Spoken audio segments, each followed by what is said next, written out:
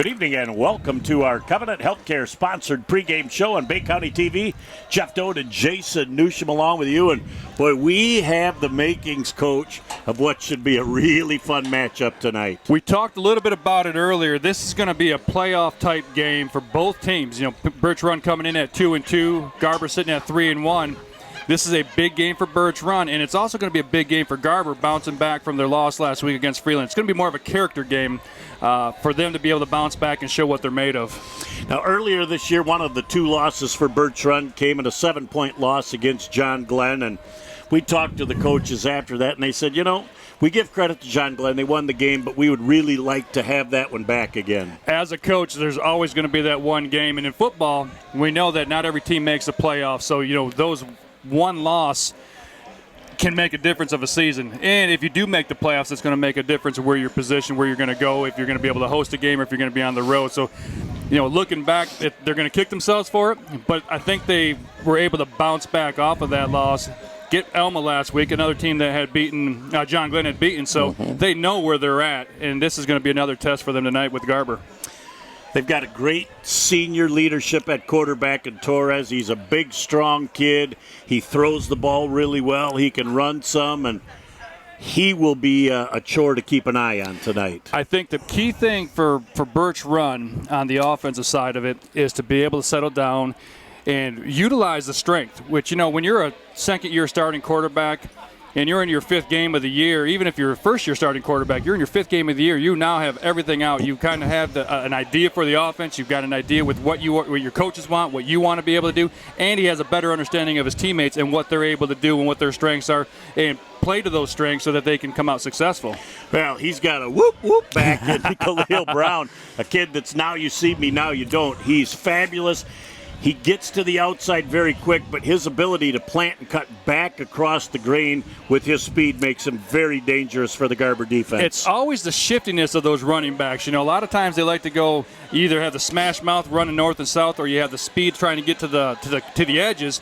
But when you got a guy that can get to the edges and still be able to cut it back, and as you said, whoop, you got the makings of a real good offense because you have a basis right there. You have a solid quarterback that understands, and you have a guy that you can give the ball off to when we need a first down, when we need to get something, and he knows how to get first downs, and he knows how to get to the end zone. Well, and when the defensive backs from Garber start peeking in the backfield to find out where Brown's at, that is where Lopez could throw the ball around. But on the other hand, I think the best quarterback in this part of the state in Tommy Shapansky, and I've had the opportunity I showed up early to a basketball scrimmage and watched a guy named Dave Schwartz working with the quarterbacks.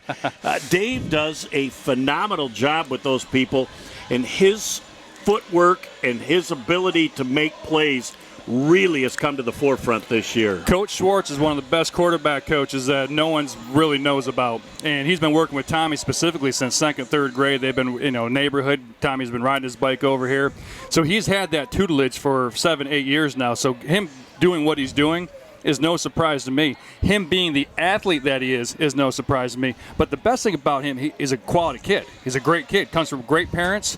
His brother Tanner's on the team, another good kid. So you've got a situation where he's a great kid, he's a great athlete, and he happens to be a great quarterback with the tutelage of Coach Schwartz along the way. And now, Coach Coquillard, he gets to reap the rewards, reap the benefits of all that work that he put in. There's another pretty good standout on this team. Number 21, he got a major D1 scholarship to Michigan State. The kid owns the weight room. He is just a beast, just like his older brother Ben is.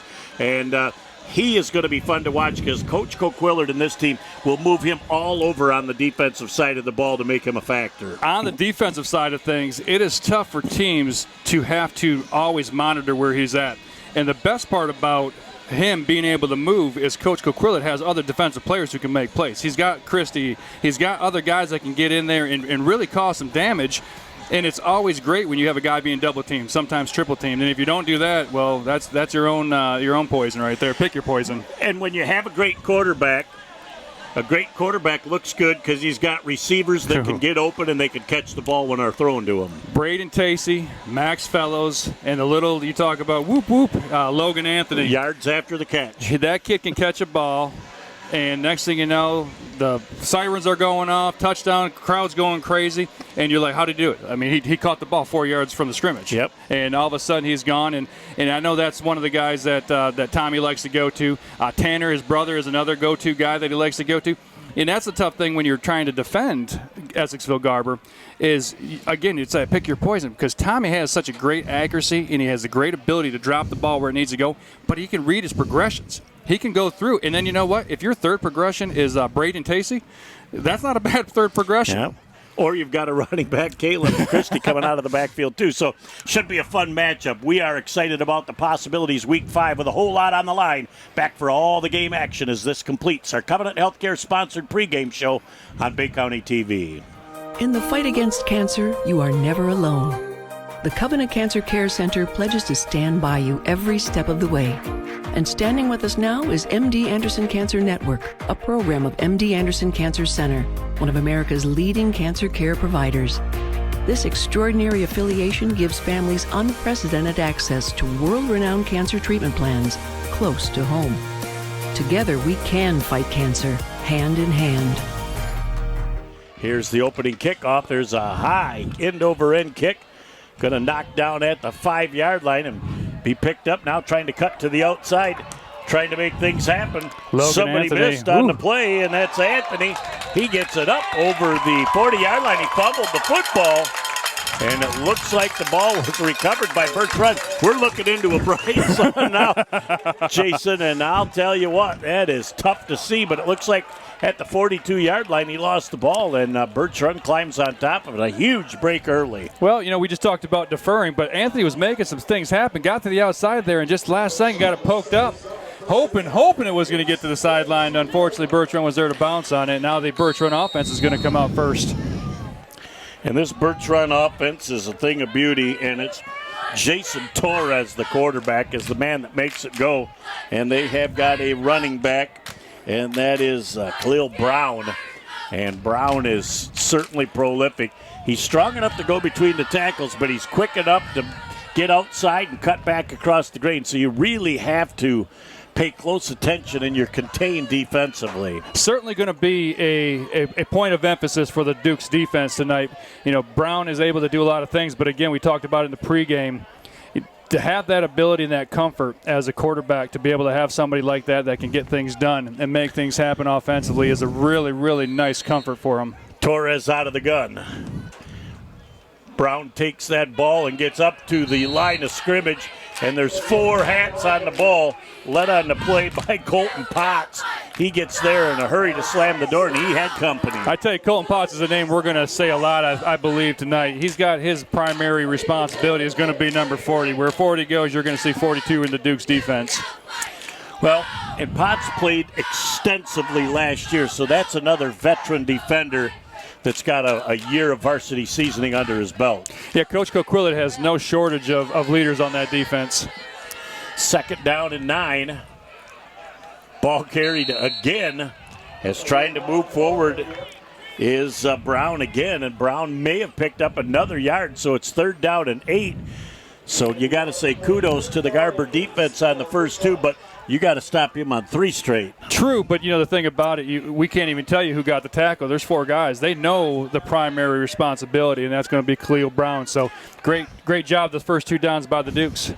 Very important, especially that the free safety back there does not peek into the backfield. Lopez back to get that pass off, and he is hit on the corner. Trying to see who came around the corner. That looked like number 55. Lazarovich came in on a speed rush. Nobody picked him up, and he was able to get around his blocker real quick. I think he felt kind of lonely coming around the corner. There was nobody there to greet him, but he found his way. And now it's going to be 4th and 14. Now they're going to go back into a punt formation. And they get it off just barely. And that is going to take a pretty good bounce for the Garber Dukes. They'll get it out at their 21-yard line. That ball was almost blocked, too. Well, Van Sumeren got in there, and you see Van Sumeren running at you. You're going to get not a very good kick. You're going to be a little shaky back there. I'd say when that thing comes through, that looks like the old 647 Express coming at you. And the train's coming full speed. And I tell you, for his size, the way he moves, the way he can move, and his speed and agility side to side, I mean, it's almost impressive to the point where you can't believe what you're seeing when you see it. Well, last year's the season started with our first game of the year at Birch Run, and he absolutely crushed the right knee of the right side tackle that was trying to block him coming around the corner. He was gone for the game. Look at Szczepanski winging it out here into the open field early on, splitting the two defenders, and a nice gain on the play. Looks like about 8 yards. Fellows with another. Again, Max, a sophomore. He was a quarterback a little bit last year on the JV team. They brought him up. He actually quarterbacked a little bit when Szczepanski was out at the end of the season. But they moved him back to his natural position, and he's got wheels and another athlete that Coach Coquillette has on that offensive attack. They're going to bring a chains in. All right, time for my first prognostication of the year.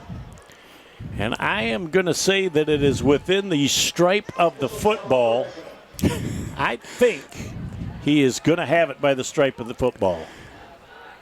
I'm not even going to take that bet.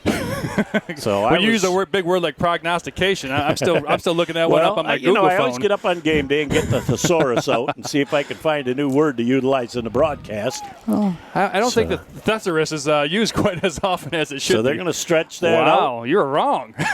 And by the length of the football, it will be 1st and 10 for the Garber Dukes.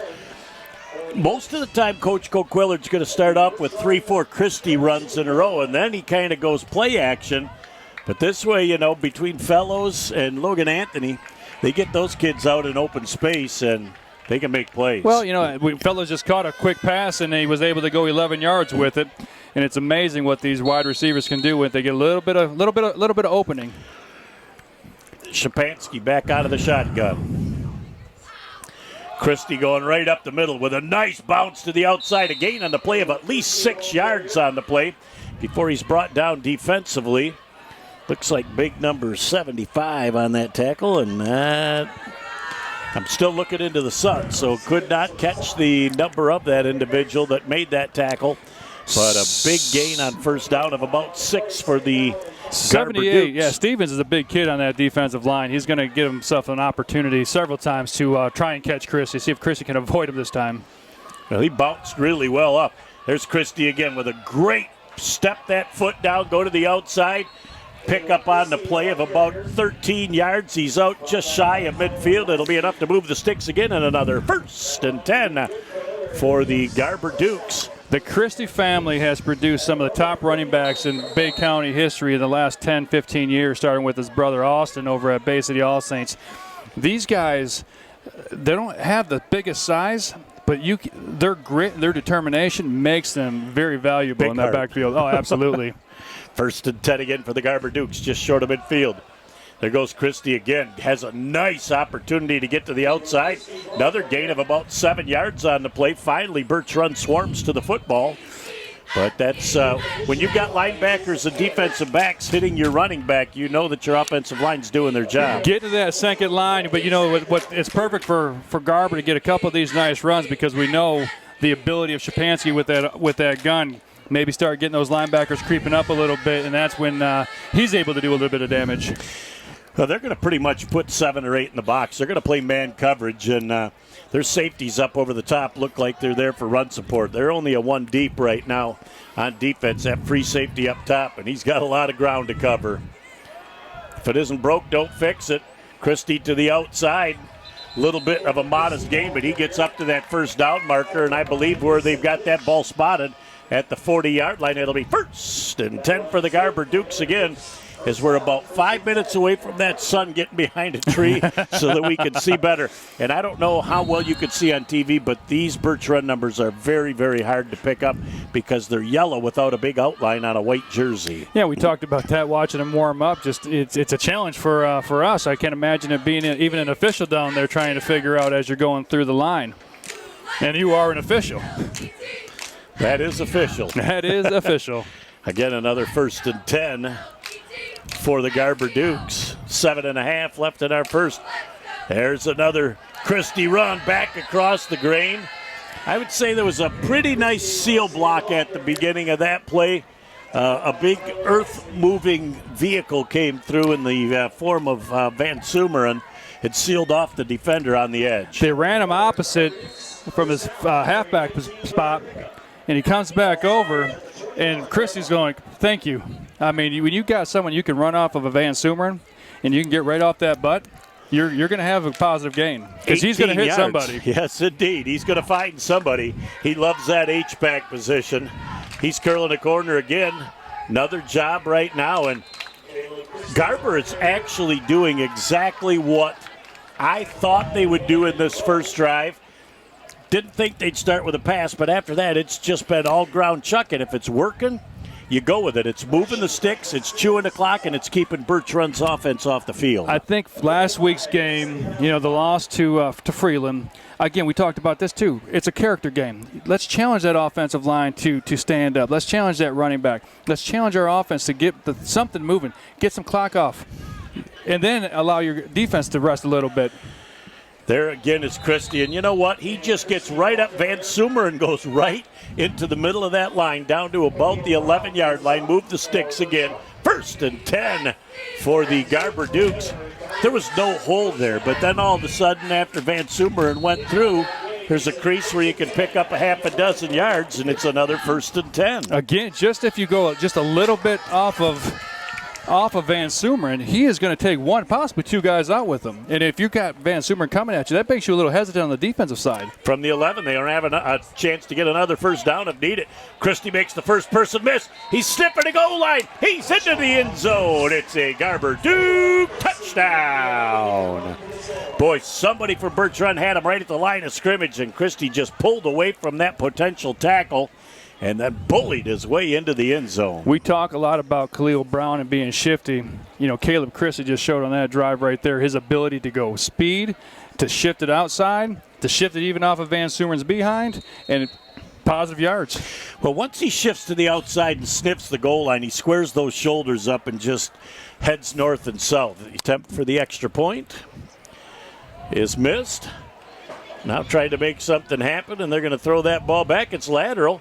Now they're going to try and throw it into the end zone. The conversion is no good. Time out of the field with 6:03 left in the first quarter. It's the Garber Dukes 6 and the Birch Run Panthers nothing. Back in a moment on Bay County TV. For over 75 years, Frank's Great Outdoors has served as the Great Lakes Bay region's premier hunting, fishing, and outdoor shopping destination. What started in the mid-1940s as a roadside bait and tackle stand has now blossomed into a 30,000 square foot outdoorsman's dream shopping location. Stop by the store located at 1212 North Huron Road in Linwood, or shop online at franksgreatoutdoors.com to find everything you need to get your next outdoor adventure started. Back here on Bay County TV, Garber Dukes score first. Tyson will kick off for the Garber Dukes.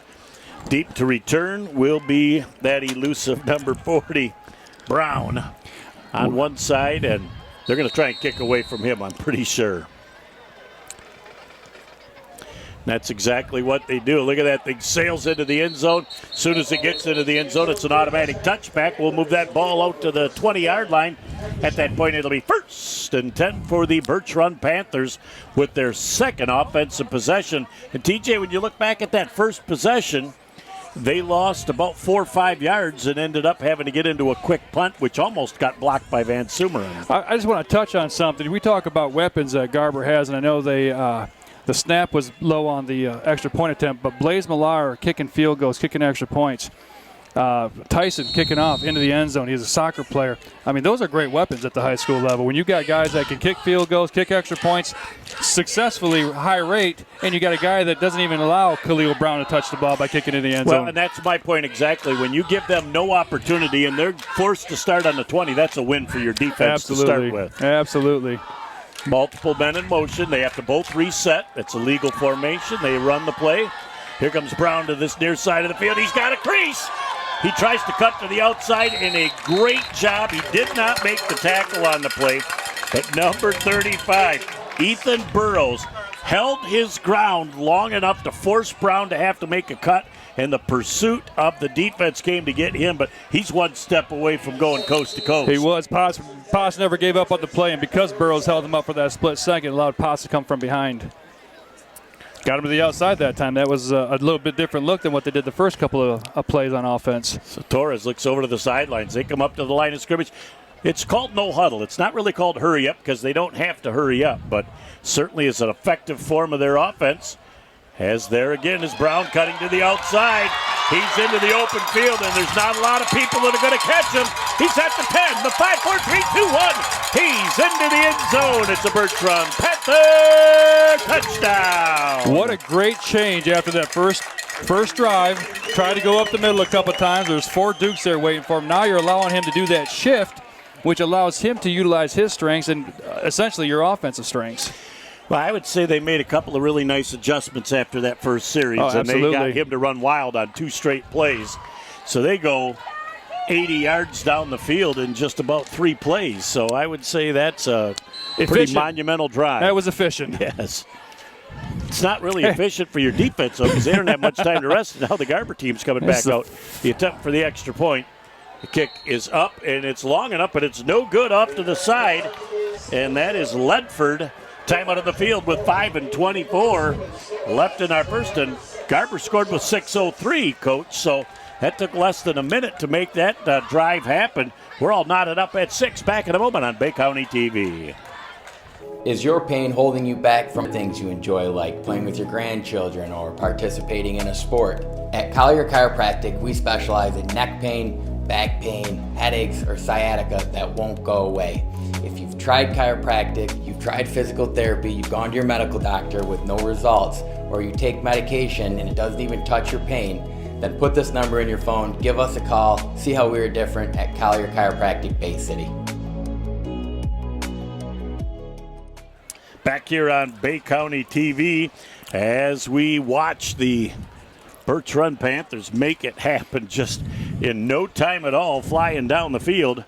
And they put the equalizer on the board, but also missed the extra point, Jason. We're back at even Steven right now, so Garber's going to get a chance to get the ball back into Caleb Christie's hands, see if they change anything up on their offensive side. I know Coach Coquilla really liked that drive, that first drive. Took some time off the clock. Now his defense is going to have to step up the next time they get out there. As they get ready to address this kick, looks like Logan Anthony will be deep to return. And they're going to give him another opportunity as he's going to catch this one in the air at the 10. Tries to cut to the other side of the field. He's got a seam. He's up over the 40s to the 43-yard line, just about where he ended up before. This was a little different finish because he held on to the football. Big start after that touchdown. You know, the offense has to come back out. They got to regain that momentum. They got to stem that tide a little bit that Birch Run just stole from them. And Anthony with a nice return out to the 43. Well, and it's going to be very interesting now because Garber established the run very well on that first series. I think they stay with it for one more series if they can move it down the field, and then I think they go play action after that, and I think that the Birch Run defense is going to have their hands full. Well, again, with all these weapons on the outside, it'll be interesting to see what they decide to dial up. So there's a nice 4-yard gain to start with for the Garber Dukes, and that's Christie. He's going to be the workhorse back tonight, but you know, you're like, oh, the defense did pretty good. They stopped them to 4. You know our old friend Jeff Beisel. He's like, you give me 3 yards on every play, and I'll run right down the field. I will take all 12 minutes. Yep. And I will win the game 6-0. He didn't care about the score. He just wanted onside kicks, and run the ball. That onside kick, you never knew where that crazy-shaped ball was going to go when it hit the ground, but that was tons of fun. One of the great coaches in Bay County football history. There's the play action pass down the field. What a hit that time. Logan Anthony with a crushing hit after the catch. And he drops his mouth guard. But, boy, that you had to watch that one was a little high. We don't have the luxury of the replay, but you know what? It was great sportsmanship. Anthony gets up, gives them a great pat on the shoulder pads. Hey, great hit. I'll see you in a second. I believe that was the safety that came up on that tackle, Ledford.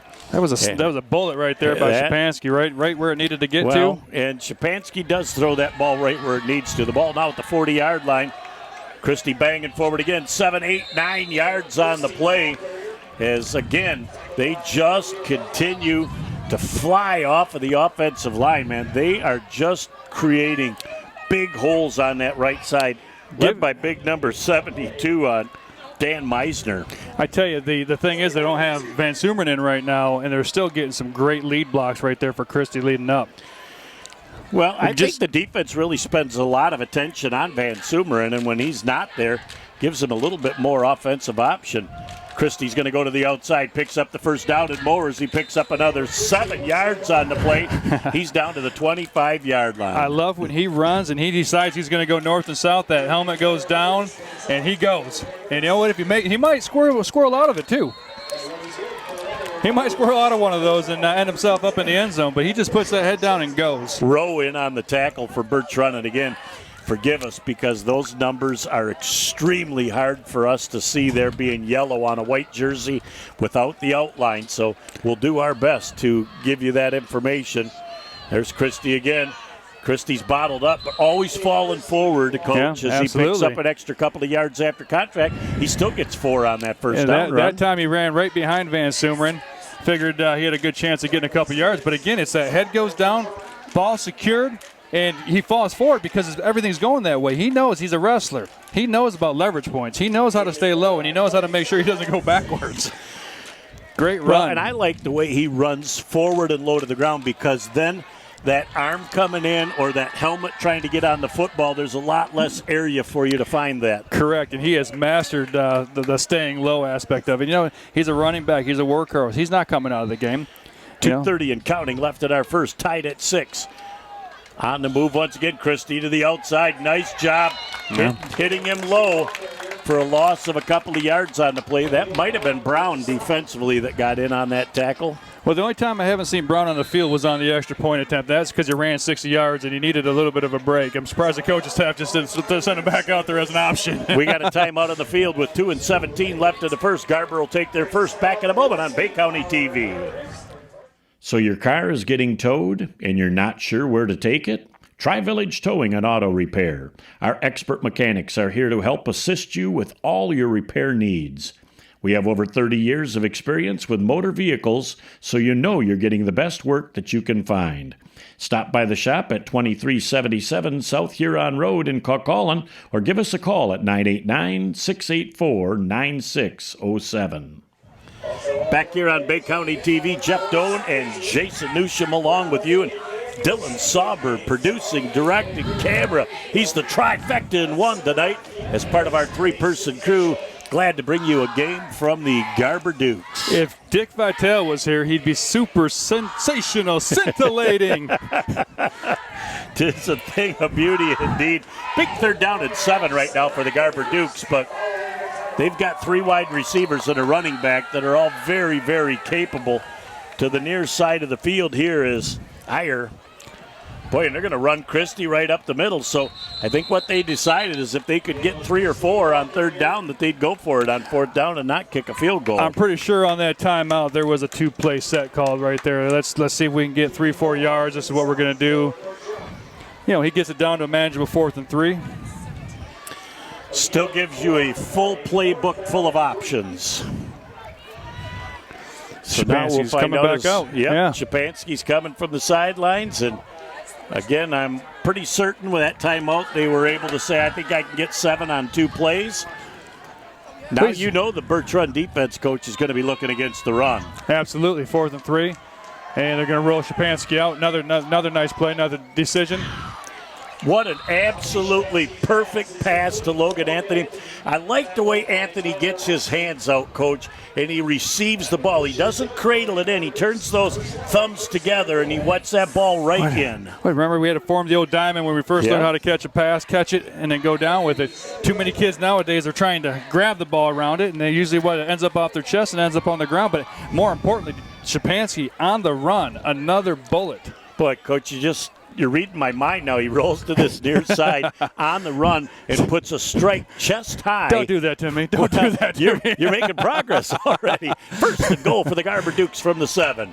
Christie up the middle. He gets hit at the 7-yard line, and he bangs forward to the 5. He's just carrying people with him. First hit defensively is number 70, Landon Rowe, the defensive end. He had company on the play, so it'll be 2nd and goal from the 5. Franklin Stevens on that defensive front for Birch Run is getting himself a workout with Chrissy running up that way. He's got to have 6-7 tackles there in this first quarter, and it's still six yards downfield. 37 seconds left in our first quarter, so in all probability this will be the end of the first quarter. This is a chain gang nightmare having to go from one end of the field to the other. They're hoping for a touchdown so they can reset. They're looking for 6. Shapansky with a little pitch to the outside. Christie's trying to cut back across the green with a great move. 5, 4, 3, 2, 1. He's into the end zone. It's a Garber Duke touchdown. I'm sorry, that took me back to the old Barry Switzer days at Oklahoma. The Jamel Holloway to Charles Rogers on a little wishbone pitch. What a great job, though. The outside was sealed off, so Christie planted that foot, cut upfield north and south, and went untouched into the end zone. Birch Run played it defensively. I thought they played it as well as you're supposed to. That was textbook. They kept everything, forcing it back in. Unfortunately, Christie just had the right move at the right time, and all of a sudden he finds Green in the end zone. And our chain gang is the happiest people on the field. Here's Millar with the extra point attempt. It's up, it's plenty long, it's through the uprights and good. Time out of the field with but 16 ticks left in the first quarter. The Garber Dukes 13 and the Birch Run Panthers 6. Back in a moment on Bay County TV. Inside, outside, or even in your home, there are lots of ways to enjoy amazing food from Bay City Bills. Our dining room is ready for you, and so is our new outdoor seating. And we are ready for you with takeout too. Stop in to Bay City Bills at 1215 Michigan Avenue or find us on Facebook or at www.baycitybills.com to see our full menu. Back here on Bay County TV as we see 3 scores in the first quarter, and I think we have just kind of seen a little glimpse, Coach, of what we're going to see the rest of this night. Well, Garber's done everything they wanted to do, establish that run, and Tyson another nice kickoff. This one down to the goal line, going to be returned, keeping it away from Brown. Oh, boy, what a great job of squaring up. Did not make the tackle, but did a great job of being in the middle, and we've still got a flag that went for quite a fly. I tell you what, he was throwing it somewhere, wasn't he? Well, what you try and do with that is you try and get to the spot, block in the back against the Birch Run Panthers, and that's going to be half the distance from the spot of the foul. That's on the 14. It'll go back to the 7, and then they're going to run one play, and oh boy, that chain gang thought they had it made. Now they're going to have to go coast to coast in 6.5 I tell you what, seconds. the thing is the way that they had that contained on the outside, just to slow him up. Khalil Brown gets caught with the push in the back because they held him up, stopped him long enough. Brown trying to make a play. Great when job. You're coming down, and again, I didn't catch the Garber Duke that did it, had perfect seal and contained, squared up, did not allow him to the outside. Once he cut back to the inside, there was a whole lot of company from Garber. I think people get so stuck in the idea that you have to make the tackle, but it's not. In football, you have to get the situation slowed down. There's Brown to the outside, does a nice job cutting back across the grain. That's going to take us to the end of the first quarter of play. And at the end of one, the Garber Dukes 13 and the Birch Run Panthers 6. Back in a moment for the second quarter on Bay County TV. AAA Transport and Limousine is the Great Lakes Bay region's most reliable and requested transportation service. For over a decade, we have been helping our clients to get to their destination on time, in style, and comfort. AAA's services include non-emergency medical transport, wheelchair accessible, school transportation, and shuttle services. We strive to provide exceptional customer service and tailor our fleet to meet your individual needs. Rest assured that you are in safe hands when you ride with AAA Transport and Limousine. To set up your next appointment, give us a call at 989-893-8294. Back on Bay County TV, Jeff Doan, Jason Newsham along with you, and Dylan Sauber on the camera tonight, also producing and directing the show, so we're having a great time. Great football game through the first quarter. Backed up at a second down and 3 yards to go. Little swing pass out of the backfield. And, boy, that was a mistake to catch that ball because a tattoo on the running back as he tried to turn the corner. I didn't Colton see the Potts. linebacker, Colton Potts. Colton Potts, the funny thing is, again, not big. Man, but he sniff that play out in a heartbeat. And why would you not think it was going to go back on the run? Well, now the thing it's long. that was great is he was untouched. He came through a seam and just exploded into the backfield. So Potts with another huge play really flips the chains from a 2nd and 3 back to a 3rd down and 11. Torres with Brown in the backfield, moving him to this near side of the field right now. Offset back. Look at Van Sumeren into the background. He may have gotten a little chunk of the face. That's going to be a big call right there. And whether it's 5 or 15, that's the thing. That's right.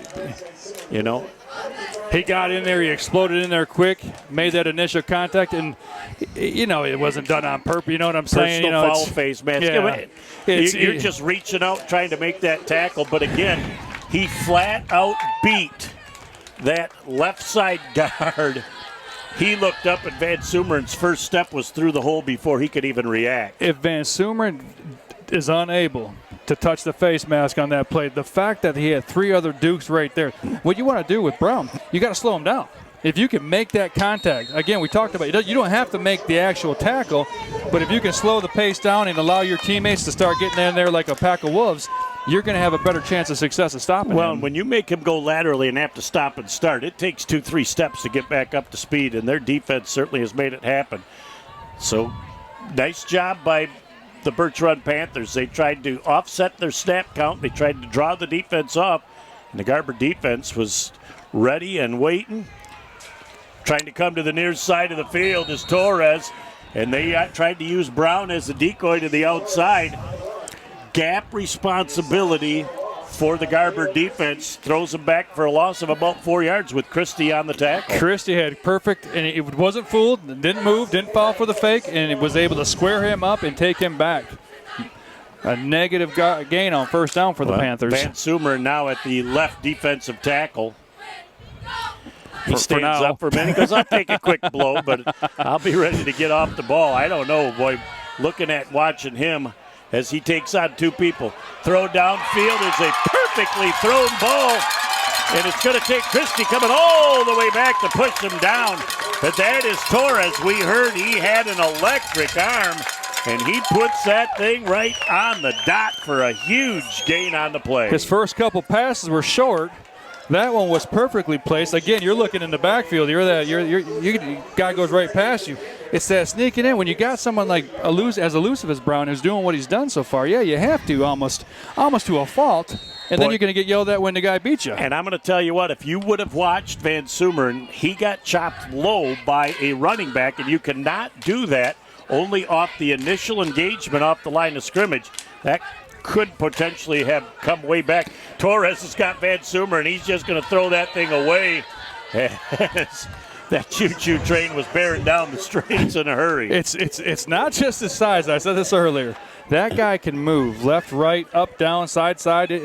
I'm sure he could do a couple push-ups and still get up and beat you up. But he beats his guy, and when Torres wants to step into his throw, he's like, I think I'll run. He's 6'3", and I would say during football season he's probably going about 290, but he runs a legit 4.6 40, and he is just fluid in his movement.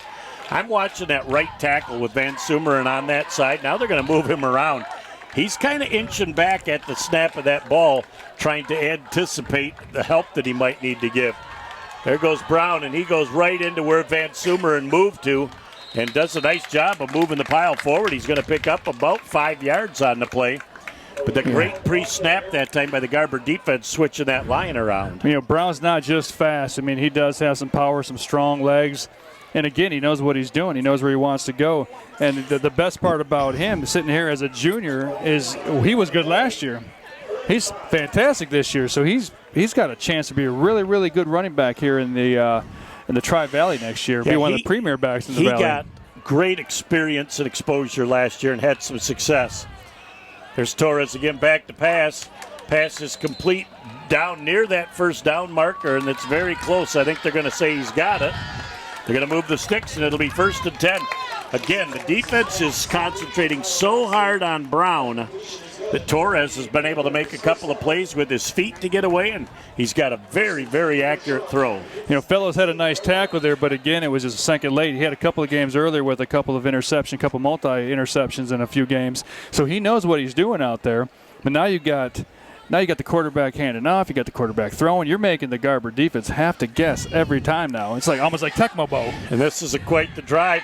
Here comes that Garber defense chasing again. Torres got nowhere to go. He's going to be lucky to get out of bounds. He might have gained a yard on the play, but I'll tell you, he's running for his life. 3-4 Dukes chasing him down. Kyle Janke on the push out along with Anthony. Anthony's got speed from all over the field, and he was trying to push somebody deep, just nobody was responding. He was waving at nobody, Coach. I'm telling you, hey. he had no intention to throw that football. You can't throw it late back across the middle. But what do you do that for? We talked about that. All you want the defense to do is just think. Either it's a pump fake or maybe move with your hand. Yep. Get that defense to hesitate for that split second. Maybe you're going to throw. I don't want to hit you if you throw it. And still make a positive gain out of it. So he did get 1 yard on the play. Brown does a nice job. Look at him just burrowing down there. He looked like a mole as he pulls forward. Very nice gain after the initial contact. He gets about 4 more after the hit. Yeah, they stopped him a little bit at the line of scrimmage, but, again, with them strong legs and that instinct, that running back instinct, that ability to stay going forward, keep the feet going. Boy, there was an incredible corner side rush from Christie that flat out shut that play down. Tried to go with a little hurry up, little quick snap on that last play.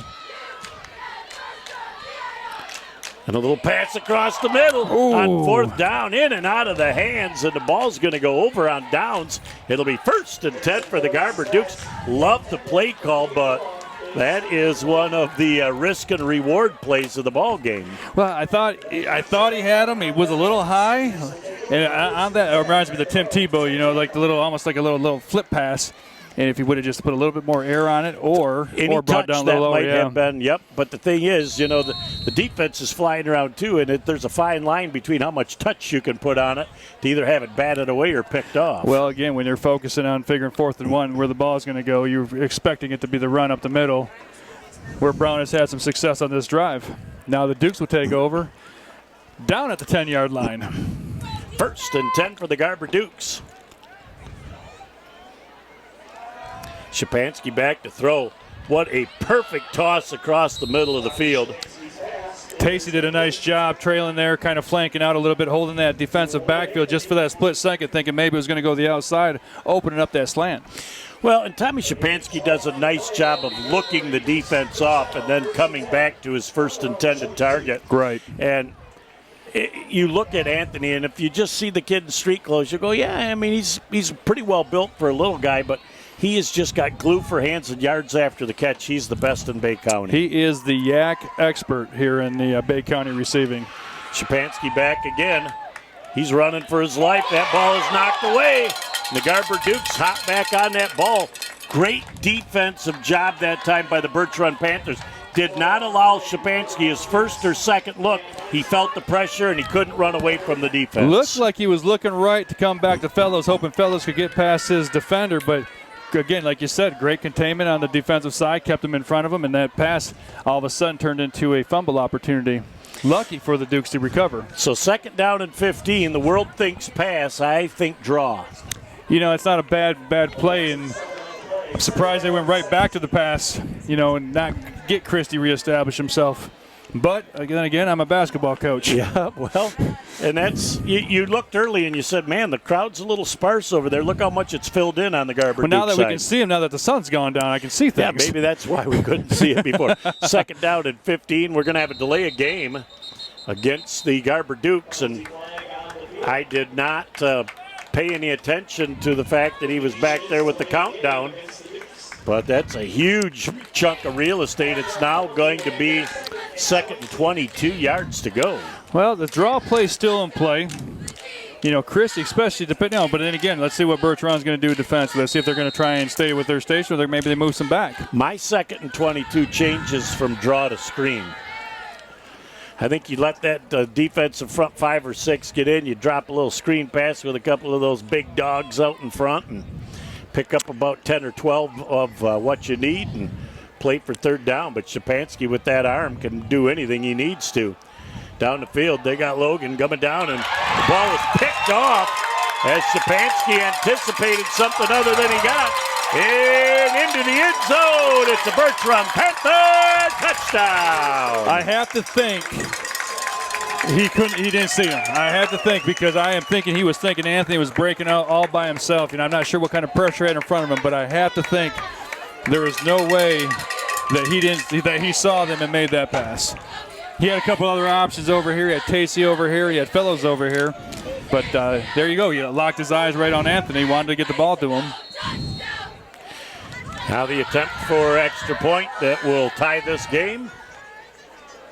This game is one of momentum's for sure. We just started thinking Garber was going to get a chance. The kick is up, and it might have been wide again to the right. No good. Time out of the field with 5:56 left in the first half. 13-12. Garber on top by 1. Back in a moment on Bay County TV. At Covenant Healthcare, we lead with the most advanced technology. We lead with the most experienced, comprehensive medical and surgical teams. We lead with partnerships to teach our future doctors, and with organizations who help us bring world-renowned care close to home. We lead because our patients are at the center of everything we do. Covenant Healthcare, extraordinary care for every generation. Back on Bay County TV, Jeff Doan, Jason Newsham, Dylan Sauber with you from Garber. What a momentum change in the ball game with a 40-yard pick six. They had a great stop on defense, got a chance to go up 2 scores. And I still have to think that there's just no way. It was a great pass. It was on a line. He hasn't thrown a bad pass yet. Well, yeah, they all been completed. It just this one was to the wrong jersey, but you thought that maybe he did not see the safety sitting out there, and the safety just played his eyes and really jumped the route. Anthony was 5 yards behind the safety. If he gets it up a little bit higher, gets it up over that safety, all of a sudden we're going to have a situation where Anthony's going to be going the other way for 6. We got a flag down on the play. We've got an illegal alignment by the kicking team, and that's going to cost him 5 yards. He's getting a Normally your back right judge there. gets to make that signal, too. That's one of the few times, you get really excited when you have an opportunity to make an official signal and you're not wearing the white hat, but he just pushed him back, so they must have had feet on that back line. And that reminds us of what we used to play in the yard. Yes. So here we go with the Birch Run Panther kickoff. There's a high deep end over end kick, and it's going to be taken by Logan Anthony at his own 15-yard line. He's got a head of steam again. He's at the 40, the 45, the 50, the 45, the 40, down to the 36-yard line. No flags behind the play. He got a head of steam. He was Mr. North and South on that play, Jason. Every time they've kicked it off to him, even on the one where he gets a head of steam. He's got wheels. I'm thinking maybe an adjustment at halftime. Birch Run stops kicking that way. Maybe even pooch it a little bit just to try to avoid, because this is a great field position for the Dukes. And he stays right in the middle of the field, so he's the lone person back there. He roams from sideline to sideline, but yeah, you'd think that they might start considering a little poochy or something. Absolutely. Anthony Carter reminds me of Desmond Howard. Yeah. I'm just saying names that of great ones, touch both your heart. Michigan, of course. Szczepanski hands that ball off to Christie. He's got a big hole again. Moving a pile down inside the 30-yard line, down to about the 29. So he picked up a solid 7 on first down. The last 3 or 4, he carried a pack of Panthers, a pride of Panthers. Pride of Panther, there you go. It's a great run, get the running game going back. This would be a great possession right here for Garber to take that clock down a little bit more. Maybe go in with the touchdown. Birch Run will receive the ball at the second half. So this is a big drive right here for the Dukes. Van Sumeren back out there. I have a feeling they're going to run it right back off of him. Well, I look for a little counter action, and he does. And he definitely paves the way, and they're right down near that first down marker. I believe that they're going to say he's got that first down. Again, when you see Van Sumeren in that left H-back, and he does the counter block, he is going to clear a path. It's enough to move the sticks, so it'll be a 1st and 10 for the Garber Dukes. Just under 5 minutes left in our first half. Well, we talked about in the last possession, Tommy came out firing. This possession, they're going right back to Caleb on the ground. Again, trying to soften up that defense a little bit, maybe get a little bit one-on-one coverage, and allow those wide receivers to break into a slot for Tommy to have a throwing angle. They've been going to Anthony a lot. I believe that their next pass is going to go Fellows' way. I'm going Christie on the run. Christie does get it. Look at him. He makes people miss as he pounds down to the 20. I'm saying the next pass play. I didn't necessarily mean that play. I said the next time they address the pass, I think they're going to go to Fellows because I think Anthony's getting doubled It's like up. playing John Madden 1996 with my brother. Just change the play after I score a touchdown, don't you? It's a solid 6-yard gain on first down, though, which is phenomenal way to open up that playbook on 2nd and 4. You got it all. Keeps the clock rolling right now. Just under 4 minutes left here in the first half. At the home of Ed Harvey Field. So quick pitch to the outside. Shapansky gets that thing to Caleb. And Christie jumps back on the ball. And, boy, if Christie's able to get that clean, he could have turned that corner. He had some real estate. And I tell you what, fellows are doing a nice job of occupying that corner over there with a nice block. All it took was a nice pitch, a clean pitch, and a clean catch. Got to have a couple things go right when you're doing a pitch. Well, and I tell you, Shapansky did a great job of pulling that defender in, but he may have held it just a touch too long. The pressure was just on him when he let it go, but we got a timeout of the field. Garber, they're second. They've got one remaining. We'll take a quick break and be back in a moment on Bay County TV.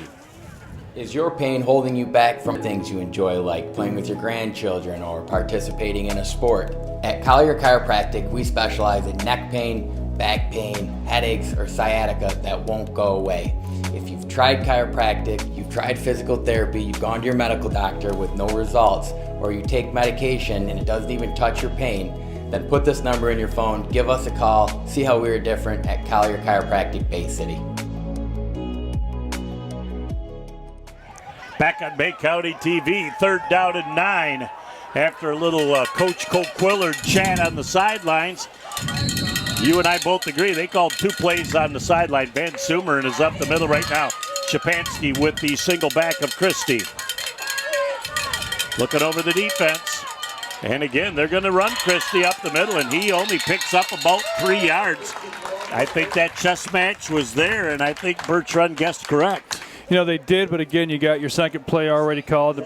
Regardless, you know, if he gets 3 or 4, it's this play. If he gets, stopped for a loss or he gets no gain on a play, it's going to be this play. So, got some options. Clock's running still, just about under 3. Well, and I think they're going to use the whole 40 seconds here because even if they don't get it, they want to limit the amount of time they give Birch run with a possession here late in the first half. We have seen Birch run score quickly, and we've also seen him with a couple of really nice drives that didn't result in points. Back judge just went up with 10, so they should get this play off. 5 seconds. He's back to pass. He's got time to throw the football. He's throwing back across his body. Wide open in the end zone is number 4 on the play. Fellows into the end zone. It's a Garber Duke touchdown. Max finally was able to get behind his defender. And you know what? When your eyes were all on him and Tommy made a really nice play, I wasn't sure he was going to get there. I thought maybe a little under threw it, but I tell you what, Fellows was going to get his touchdown. He is a touchdown scoring machine as a sophomore. Great future here for the Garber Duke football program and baseball and basketball as well. This is a big extra point. 7-point lead right now with a pending extra point for Millar. That'll put him up by 8 if it's good. Kick is up. It's plenty long. It looks like it's through the uprights, and it's good. Time out of the field with 2:35 left in the first half. It's 20-12. Garber on top over Birch Run. Back in a moment on Bay County TV. For over 75 years, Frank's Great Outdoors has served as the Great Lakes Bay region's premier hunting, fishing, and outdoor shopping destination. What started in the mid-1940s as a roadside bait and tackle stand has now blossomed into a 30,000 square foot outdoorsman's dream shopping location. Stop by the store located at 1212 North Huron Road in Linwood or shop online at franksgreatoutdoors.com to find everything you need to get your next outdoor adventure started. Back on BCTV as we get ready for the kickoff. And that is... See if Tyson can get his leg into it, maybe get in the end zone. not giving Birch an opportunity to get a run back Well, here. even if they don't get it into the end zone, they certainly have a hard time getting it back to the 20-yard line. Has a nice return and a beautiful open field tackle that time by number 20 on the play, Peeble. Carson Beeble getting his name called for the first time tonight on a nice special teams defensive play. Well, and I'm going to tell you, 99 out of 100 times you go for somebody an inch underneath their kneecap, and you're going to bring them down. Yeah, one way or the other. Yes. Yeah, once in a great while they see it and anticipate it, they try jumping over it, but when you're up in the air and exposed like that, if somebody else gets you before you hit the ground, you can go with the football. 1st and 10 for the Birch Run Panthers. We have seen Torres' arm a couple of times, so let's see what he's able to do. You know what he wants to do on first down, absolutely bottled up, but pushing to the outside and getting, staying in bounds. Yeah. He did not get outside, was Brown, but boy, Brown was able to get away from the first two tacklers, but great pursuit by the Garber Duke defense. Again, by playing your position and making him force it back on the inside, you were able to get the rest of your defenders there, so the Dukes were able to gain tackle. They kept them from going out of bounds, which keeps the clock moving as well. 3 timeouts remaining for the Panthers. Torres get back in the shotgun with the single back. And again, trying to go to the outside, and the door just absolutely shut on that play. And I'm trying to see who gets up out of the bottom of that stack. Caleb Christie. Just a minute 35 left here in the first half. 3rd down and 7 for the Panthers. Boy, and they better watch it right now, because if they don't get 7 on this, they're going to give the Dukes the ball back at maybe around the 40-yard line. Garber's holding on to that last timeout. And we know that Shapansky would love to get the ball one more time. As that ball downfield, an open receiver just overthrown. Now you give Garber Dukes the ball back without having to use that last timeout. Had they had to run, I'm sure Garber would have opted to use that last timeout to try and keep the time on the clock. It's a 4th and 7. Miscommunication in that Garber backfield. Tyson released, let him release, and there was nobody back here. So if that ball was on the money, that was going to be 6 going the other way. The safety got out late to come over and rotate. And the safety really was trying to cover 2 people. They're going for it? Nope, they'll do that short. Watch for Alex coming up the middle, too. You know he wants to get a piece of it. They're going to put 4 guys on him. There's a good reason. Their ball is a great return and back out to the 47-yard line. Just a little bit disappointed that he kind of blew a shoe as he was pulling forward with number 35, Burrows. Yeah, he wants that one back. There was just a split second there where he didn't have it. Well, when he kind of lost his footing, he was just forced to go north and south, and he had to run into the defender. He had no opportunity to put a juke on. Now, we have to remember with that last play, it's fall. There's dew on the field. We had 2 inches of rain earlier this week. We were out there. The field's in phenomenal shape. Yeah, but, you got some fresh paint out there as well. You got a couple of different things, because they got it right where on the G. Yep. So we'll see what Tommy Shapansky can dial up here with 1:10 left. Shapansky with a quick pass to the outside. And that pass is complete for a gain on the play of about 7 down to the 43. And with a minute left, Garber's got to have a little sense of urgency here, even though they've got a real good field goal kicker. They got to make things happen here as they bring that play in late. 48 seconds. They're going to probably get this snap off at about 40 with 1 timeout left and 45 yards from pay dirt. Micah with that last reception.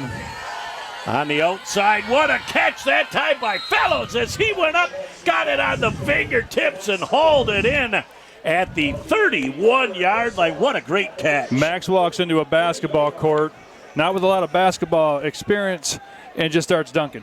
So the ability that he has athletically is a beautiful thing to have, especially when you're Shapansky. You got someone out there that can jump up and catch you. He utilized all of his height. I think maybe somebody wasn't quite set for the Garber Dukes on the wide side of the field. So that's all right. That's 5 yards of real estate. It stops the clock. It allows them to regroup, but they got to be ready to go, ready for play with 29.7. Now let me ask you a question. So was it a legal motion or was it offside? So if it's offside, does the clock get reset? No. Okay. It doesn't reset. But it stays stopped at this point. Right. Okay. Pretty much everything on the offense is going to be an illegal procedure or a false start as the clock starts. on the ready for play. So they got to make it happen here. You know, they're going to take their last time out with 18.8 seconds left. We're going to take a quick break and be back in a moment on Bay County TV. Inside, outside, or even in your home, there are lots of ways to enjoy amazing food from Bay City Bills. Our dining room is ready for you, and so is our new outdoor seating. And we are ready for you with takeout too. Stop in to Bay City Bills at 1215 Michigan Avenue, or find us on Facebook or at www.baycitybills.com to see our full menu. Back on Bay County TV, here we go with a 1st and 15-yard to go situation. Look at how they've got them all spread out. We've got an empty backfield. We got that ball out to Fellows. Fellows going to throw a double pass. He throws that ball downfield. It's into the end zone, and it is knocked away, or is it? It is going to be intercepted. I'm not certain that was a backward pass. I think there should have been a penalty right there. He looked like he threw it ahead. Max went backwards. That would not have been a dead ball penalty, though. I mean, it would have come at the end. So with 10 ticks left in the clock, and they are going to get the ball down at the 2-yard line, I'd say they'd probably just give the ball to Brown and hope he can go 98. And not go backwards, too. And Fellows really didn't get a tight spiral there, but he threw that ball, and there were 3 defenders in that neighborhood in a hurry. Wasn't a bad play call. I thought maybe they're going to go with the Hail Mary approach on that one. Again, you got Fellows out there who can jump real well. Give him a chance, but it wasn't a bad. Again, we talked about Max earlier, being a quarterback last year on the JV team, a little bit on the varsity team last year, so he's strictly an athlete, straight athlete. Well, and it looks like Torres is going to be up under center, so I think he's just going to push forward, and they're going to call at the end of the first half. Nope, he's got just enough room to put the knee down, and that'll put the wraps on the first half of play with our score, the Garber Dukes 20 and the Birch Run Panthers 12. We'll be back in a second to recap the first half, set the stage for the second half, right here on Bay County TV. Village Towing and Auto Repair of Kaukaulin and Bay City is here to help you in your hour of need with fast and friendly service. With over 30 years of towing experience, we know how to get the job done quickly and safely. From big to small, we do it all. Give us a call at 989-684-9607 for all your towing needs. Back at our Village Towing Bay City Bills halftime show, Jeff Doan and Jason Newsham along with you. And Jason, we saw a first half where Garber starts with a good return, coughs it up, gives up a quick score, but really came back and scored 20 points in this first half and a great offensive output. Yeah, they did. They did a lot of things. We talked about pregame. We wanted to make sure they got there. We talked to Coach Coquilla before the game. Wanted to make sure they got that ground game going. Christie did a great job. A couple of those possessions, it was Christie. Shapansky with a nice arm when he threw the ball to Max on the run down there to get their touchdown that way. You know, the thing about Garber, again, you're going to go in at halftime and you're talking about missed opportunities. You know, you had a missed opportunity to turn points, turn a defensive stand down there toward the end of the first quarter when they got the ball back to go, and they were able to turn it right over, and it ended up being a pick six for a Birch run. So it's going to be about missed opportunities, how you can correct that, and what is it that you want to be able to establish here in the coming second half. Torres was everything advertised in the first half, ran the offense very efficiently and threw the ball real well. Well, I don't think between either of the quarterbacks, we didn't have a lot of incomplete passes. The thing about both of them, they're both right on the money. We had a couple of short passes, and he had a nice fly pattern down, and he missed this one over here late there in the second quarter that could have put him up or brought him back closer to the Dukes there. But it was just a little off. That was his first pass that he really he's going to want that. But he's going to watch that on film and say, you know, if I would have just, because we talked about Tyson bump, let him go, and the safety was too far over, didn't have enough time to rotate over. So that would have been a 6 for him. Well, it was a great first half. Brown was as advertised as well for Birch Run as he had 3 or 4 really good runs, but I think for the most part, I think that he was bottled up pretty well. Yeah, I agree. I think, you know, take away those 2 runs on the second possession when Birch Run was able to get him to the outside a little bit, and of course he scored, and there wasn't too many people on this field. There ain't too many people in this crowd that was going to catch him once he got into the open field. But I agree. I think when you look down to it and Coach McCreary looks at it, they can't be disappointed with how they defended them, it's just going to be those two plays that are going to stick out the most. Halftime's all about adjustments, so it'll be fun to see how they both come out and make it happen in the second half. That is the ending to our Village Towing Bay City Bills halftime show. Back with all the second half action in just a minute on Bay County TV. Inside, outside, or even in your home, there are lots of ways to enjoy amazing food from Bay City Bills. Our dining room is ready for you, and so is our new outdoor seating. And we are ready for you with takeout too. Stop in to Bay City Bills at 1215 Michigan Avenue, or find us on Facebook or at www.baycitybills.com to see our full menu. Back, ready to rock and roll for the second half.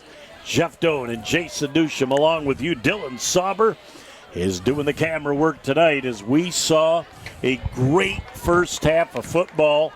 And it's going to start right off with the Duke defense against that potentially strong offense of the Birch Run Panthers. Right here at Ed Harvey Field, I think we're going to see a fantastic second half. You know, we saw momentum changes going both ways that first half. We thought maybe Garber was going to take the tide and maybe go up by a couple of scores. Birch Run's not going away. This is a playoff game for Birch Run. There's a high short end over end kick, and that's going to hit the ground, giving the Garber people a nice opportunity to get downfield. Ball returned out to about the 25-yard line, so not great starting field position as the kicking game again has pinned the Birch Run Panthers deep in their own end. You know, Tyson is another weapon. We talked about him earlier. You know, I thought that kickoff right there looked like a little hesitation on the Birch Run receivers there, and, you know, they didn't communicate who wanted it. And they're lucky. They're lucky on that. It was a good bounce, because if that would have split them or maybe even bounced backwards, Garber was rushing down. Here comes the Panther offense. We'll see if they've been able to make any halftime adjustments. It's Torres back out of the shotgun again with his sensational back, Brown next to him. Brown coming to the near side of the field. Great job sealing the corner, but look at the speed of Brown. Even when they think they've got him, he's got that extra burst to get to the outside away from the contain. Good wide receiver block, though, kept the Garber defender at bay. More impressive was a stiff arm there on Garrett Hayes there for the Dukes.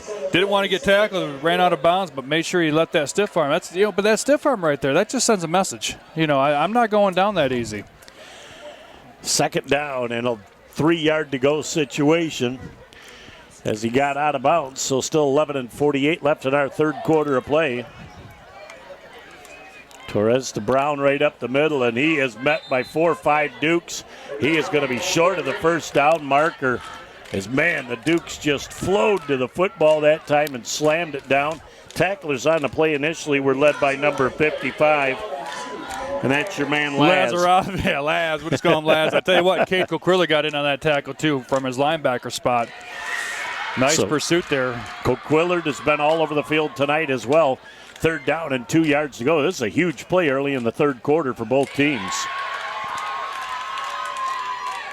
They're taking their time, trying to get that ball to the outside. Look at Brown. He's able to zig and zag his way and up to get up to about the 36-yard line. Move the sticks. It'll be 1st and 10 for the Birch Run Panthers. You know, he gets it out there to the 39-yard line, but he ran 20 yards going east and west there to get himself going north and south. But, again, when you've got speed like that, there's a lot of things he can do with that shiftiness, keeping that Duke defense on their toes for sure. Duke showing that 5-man front defensively.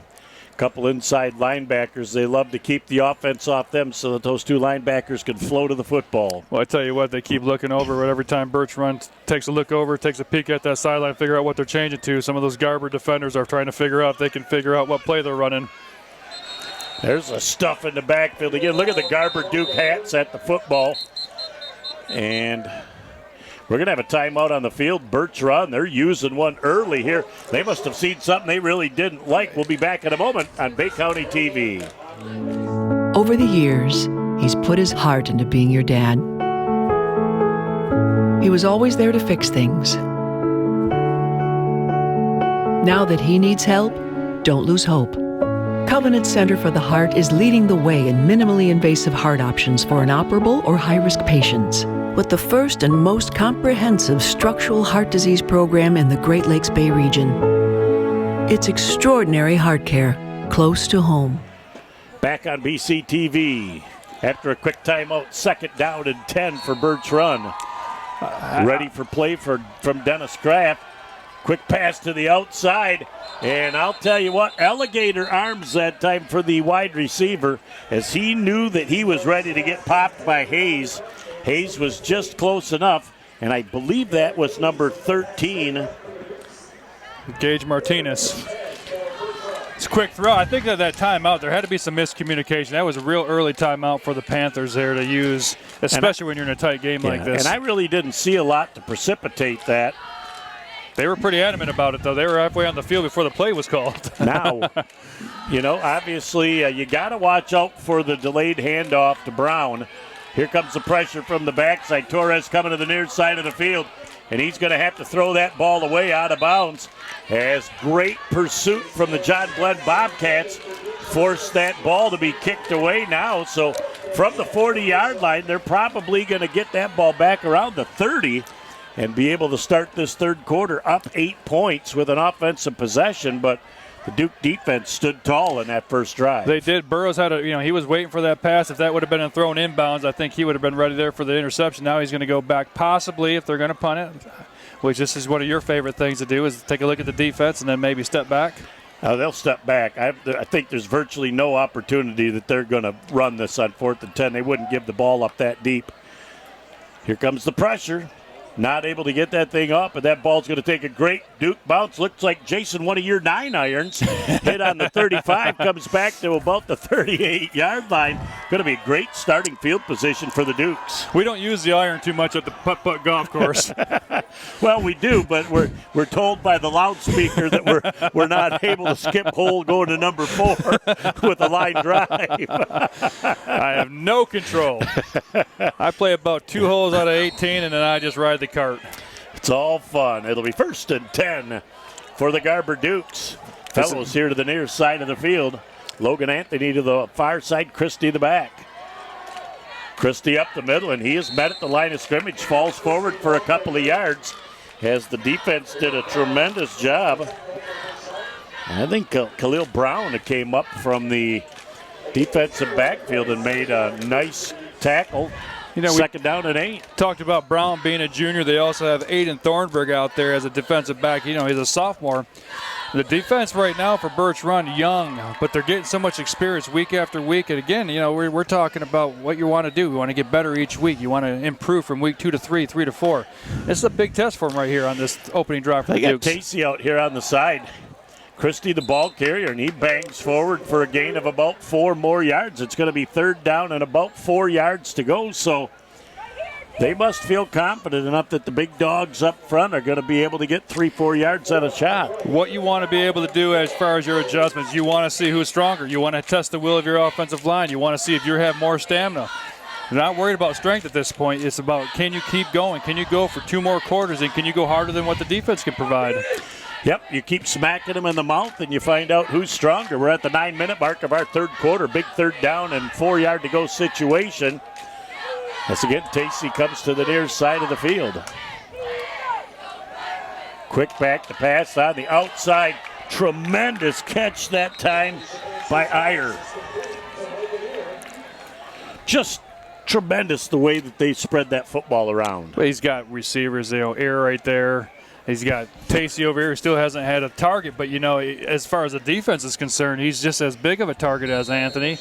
You got fellows out there who can jump with anybody, who can use his speed and his athleticism. So, and then of course, you still got Christie. He can even sneak out of the backfield and catch a pass. Well, and I want to let you in on a little secret. The new H-back just came back into the game, and I'm going with the run. That's Van Sumert. So I would say that there's a good chance that they're going to run the football. He gets to the outside as Van Sumeren sealed everybody off. Look at him square the shoulders, turn north and south. Positive gain on the play of about 6 yards.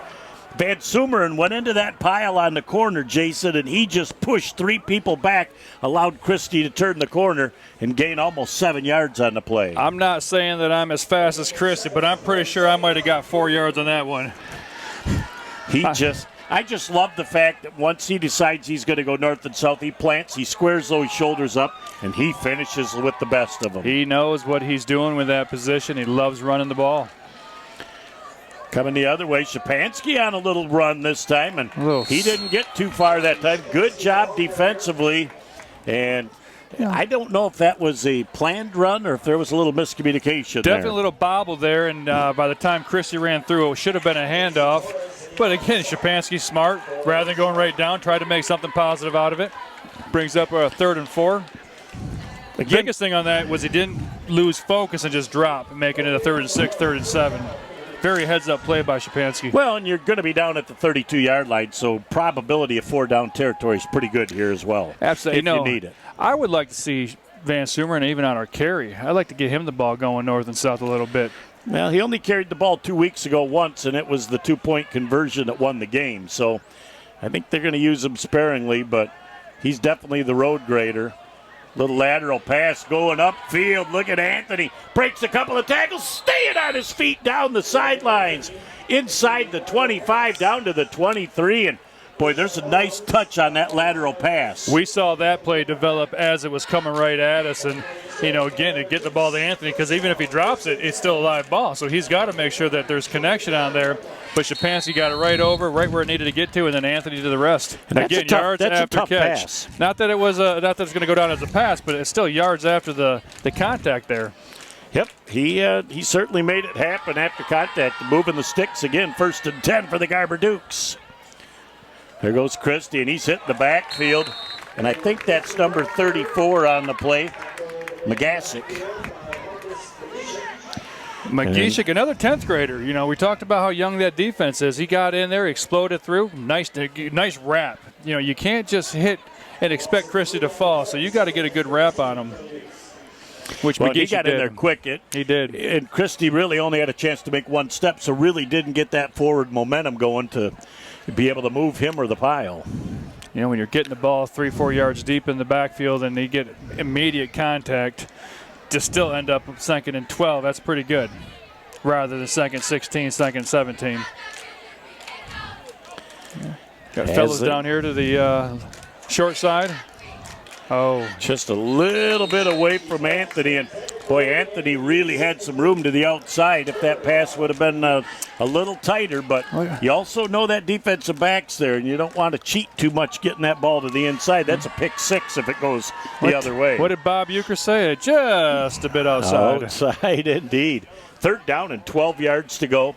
Again, probably calling 2 plays here depending on what they get on 3rd down. I'd like to see them at least get half of it on 3rd down and give themselves options. But at that point, I think they're going to take a timeout right now and talk things over. We'll take a timeout. We'll be ready for what they bring forth in just a moment on Bay County TV. It's another fall Friday night, and your kids should be playing high school football. It's a fun game, and it's safer than ever. It's safe because the rules, the coaching, and the equipment are better than ever before. As a result, serious injuries are at an all-time low. Seriously. And build strong schools, lifetime memories, and tomorrow's community leaders. And it's mother approved. It's a great game, and we want to teach it to your kids. Back here on Bay County TV as we're in a big 3rd down and 13. Coach Coquillard and company are going to talk things over. Like to take a moment to thank our great sponsors. Our pregame sponsor, Covenant Healthcare.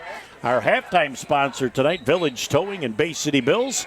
We have got Collier Chiropractic. We got Frank's Great Outdoors and AAA Transport. Great sponsors this year. We're appreciative that they're all on board, making things happen for Bay County TV. And special thanks also to the Booster Club out here at the Garber Dukes, a great, strong booster club. As this is going to be an interesting play here, Jason, on 3rd and 13 to see if they're going for something big or if they're just going to try and get a chunk. Well, I think if they can get half, again, we talked about options, and Millar is a great kicker, so he doesn't need a lot of room here. So biggest thing to do is try and get yourself some positive. As they go back to the outside, just tripping up around the ankle. Logan Anthony just gets it around the ankle. Otherwise, he's in the end zone. No, that was a perfect play call. They ran the guy in motion, getting that Birch run defense just to peek in that backfield for a quick second. They ran that motion to the near side again, seeing if they could get the defense to at least slant this way. And then that little bubble screen, they got about a yard on the play, but it's still going to be 4th down and about 13 yards to go. So they're taking this down right now. I'm not sure you want to use another timeout here. Yep, they're going to have to. Yep. No miscommunication between the quarterback and the head coach. No, I think they're contemplating whether they're going to try for 3 right now. I mean, where that ball sits right now, you're looking at about 45 yards. So, that's probably right on the edge of where he can kick it far enough. It's just got to get between those 2 big white posts. I tell you what, the big thing, if we could have played this game without the rain but with the wind, with the gust, it's a no-brainer. 60 mile per hour blowing north. I'll take the chances with Millar. So we're going to keep it right here during this timeout as we'll look at both teams. And, again, a couple of big plays in a row by the Birch run defense. Had those plays not get made, they were both in position to make big plays offensively. We go back to that mishandle on the snap. That really set the tone. Birch run came up with a big play. Again, with another sophomore making that play, McGeeshik. When you get that, and now all of a sudden you got a little momentum. We're talking about this game being a game of momentum right now. In this Birch Run's fan section here and the student section trying to rally their defense. One more play here. This is a huge play in the game. Still 5:31 left in the third quarter, 20-12. Garber on top, but it's a solid 13 yards to go on 4th down. Let's see what the Garber Dukes put up here. Shapansky's got Christie in the backfield, probably for max protection. Coming on the backside. That ball's picked off, but they're not going to get back probably to the line of scrimmage, or maybe they're going to. Coming back and trying to turn around the corner. Now pushed out of bounds all the way back to midfield. You really didn't mind if that ball got picked. You didn't think they'd be able to get that much back out of the return. No, it was kind of guys got behind him. Anthony got behind him. Fellows was behind him. So your defense was actually where you wanted him from the offensive standpoint. Not enough on the pass. Shapansky, though, not giving up on the play, ends up pushing him out of bounds right there at midfield, giving Birch Run a great field position and, again, the momentum.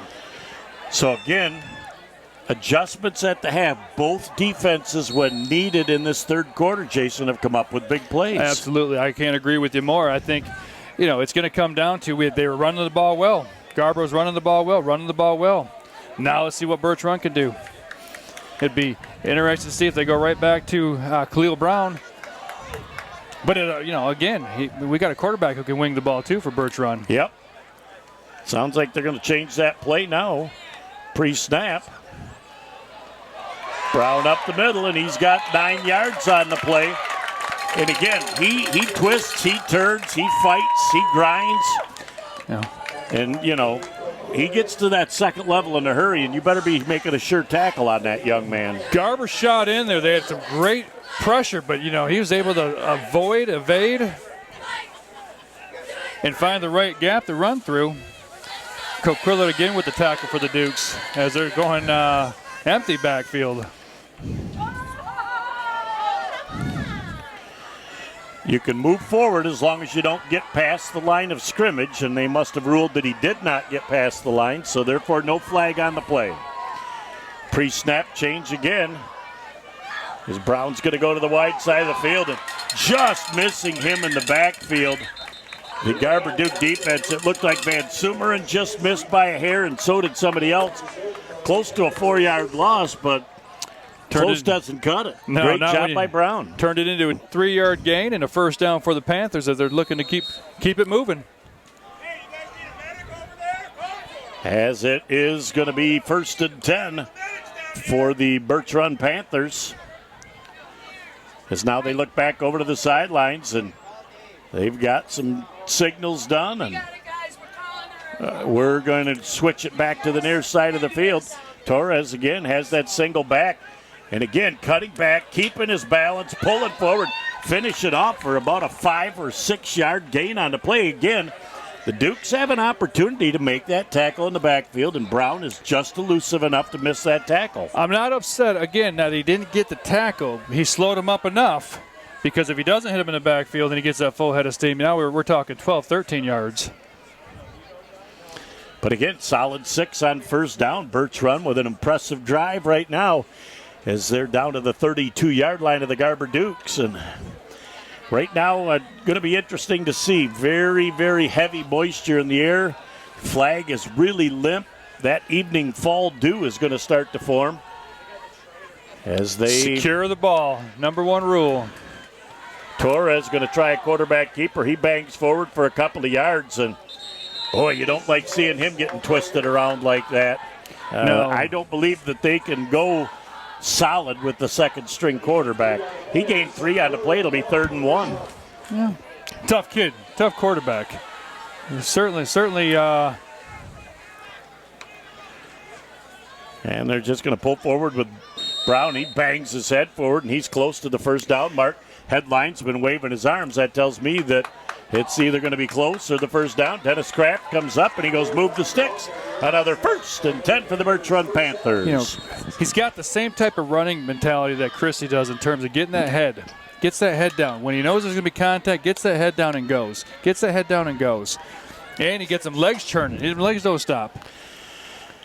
It is an impressive drive right now for the Birch Run Panthers. And boy, they are shifting formations on every single play.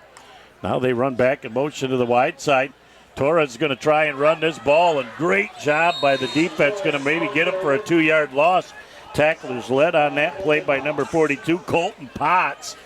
Bo Colton's been everywhere tonight. He has, and you know what? He didn't fall for the first fake, didn't fall, stayed in position, didn't get caught going either way.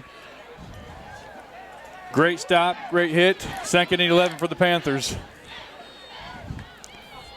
Has again single back. Brown off to the right side as it's getting very interesting.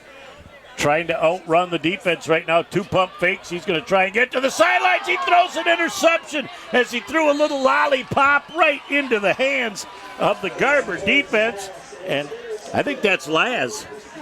Christie. Hope to get Christie. And if you notice what Christie did on that, he saw him maybe approaching the line of scrimmage, and he kind of came up like he was going to come up and attack, which would have been a perfect pass had he come up, but he didn't commit.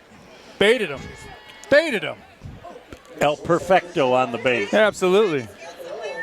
It will be 1st and 10 for the Garber Dukes.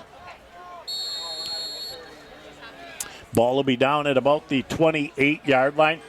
3rd series in a row, Jason, in the second half that the defense has come up with a big play to shut down the opposing offense. When they needed one, they've made one. It has been fantastic watching the defensive chess match by both teams. Great adjustments at halftime. Look for Christie maybe to get a little dosage here.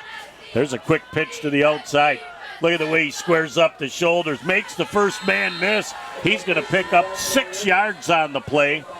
And that's a little higher percentage play than coming with the option to the near side. That quick pitch is easier to put it in the right position. And you want to get it to him going with some speed, getting to the outside. Again, he shows some shiftiness going east to west, but north to south is where he wants to go. But with that ability to get him some space, see what we can do. I expect even Anthony, the short pass, let him get the ball short and then let him do what he does.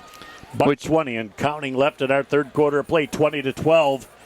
Garber still on top over the Birch Run Panthers. A great football game here from Ed Harvey Field at Garber. There's Christie right up the middle. Didn't look like he had anything. Great sidestep. Switch to the hole to the left guard position and moves the sticks. It'll be 1st and 10 from the 41-yard line.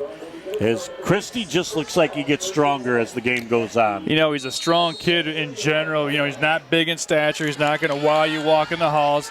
But just something about what that family has produced in terms of running backs over the years, you know, they just know. Again, it's about leverage for those guys. And they've had so much stamina through their wrestling, through all their sports. Plus, they've got a bunch of brothers in the house, so you know they're beating the crap out of each other. I was just going to say, he's the youngest. The youngest one sitting at the table trying to fight for the last piece of meat on the table. He's got to be a survivor. Here's again Christie right up the middle. He's hit at the line of scrimmage. Great open field tackle that time. Panthers Leach. And they're not going to have to run another play here. They'll go to the sidelines on 2nd down and 10 yards to go, and they'll talk things over to start this 4th quarter. Play Shapansky's over there, and Coach Quillard and company go, okay, bring them on over. There's 10 seconds left. We're not going to run another play. Not a long walk either, boys. Not a long walk either. Yep, not bad for the chain gang either. They got a short scoot after that long run at the end of the 1st quarter. At the end of 3, it's the Garber Dukes 20 and the Birch Run Panthers 12. Back for the final 12 minutes in just a minute on Bay County TV. Ow, ow, ouch! My hip, my knee, my joints feel out of whack. Ow, ow, oh my, the pain, I can't take it anymore.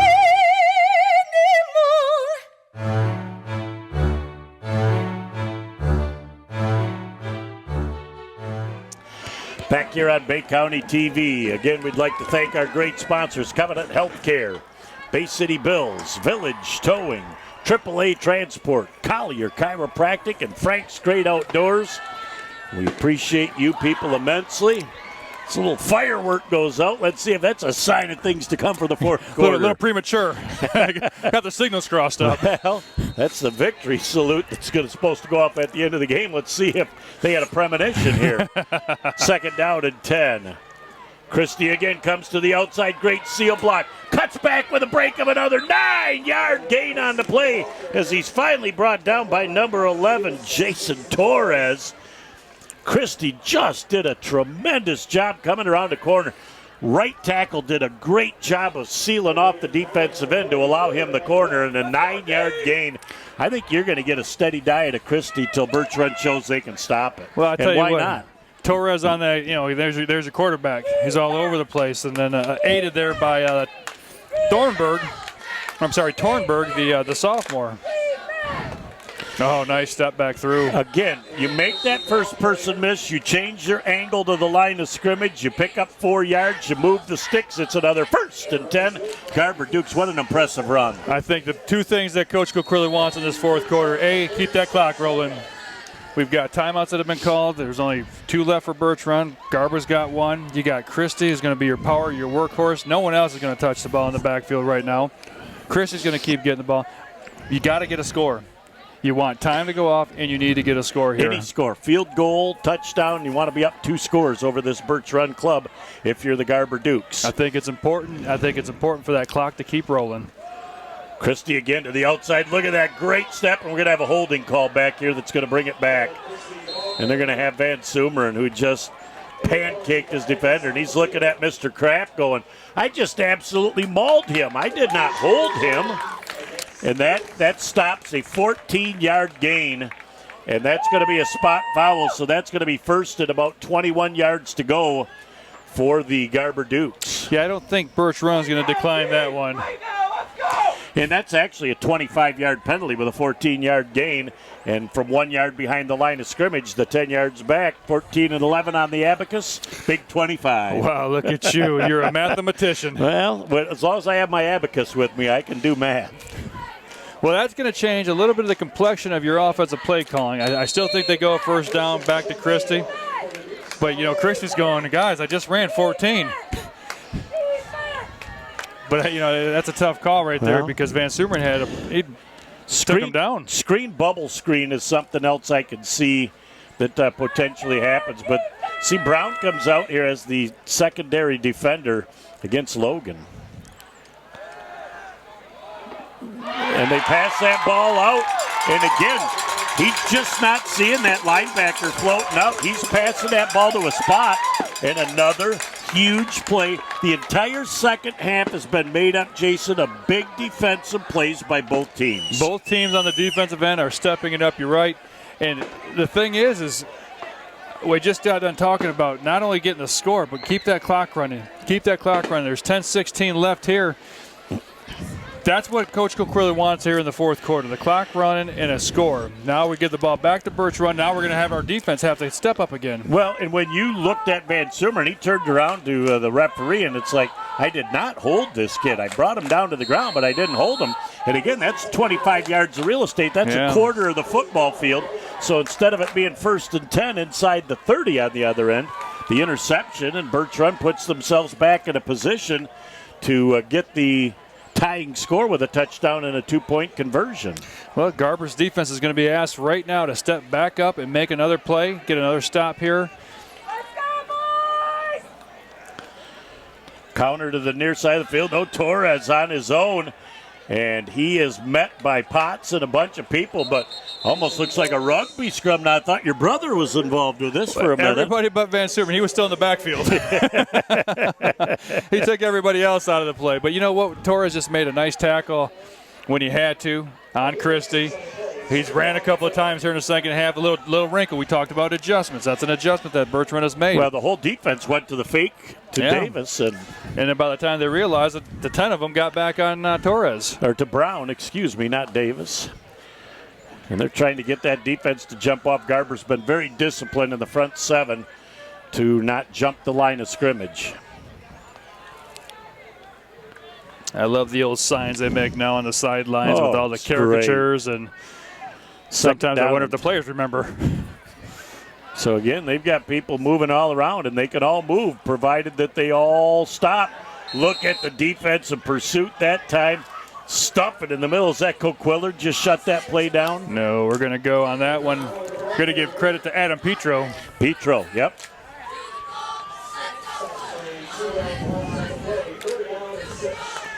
So that was a huge play for the defense, too.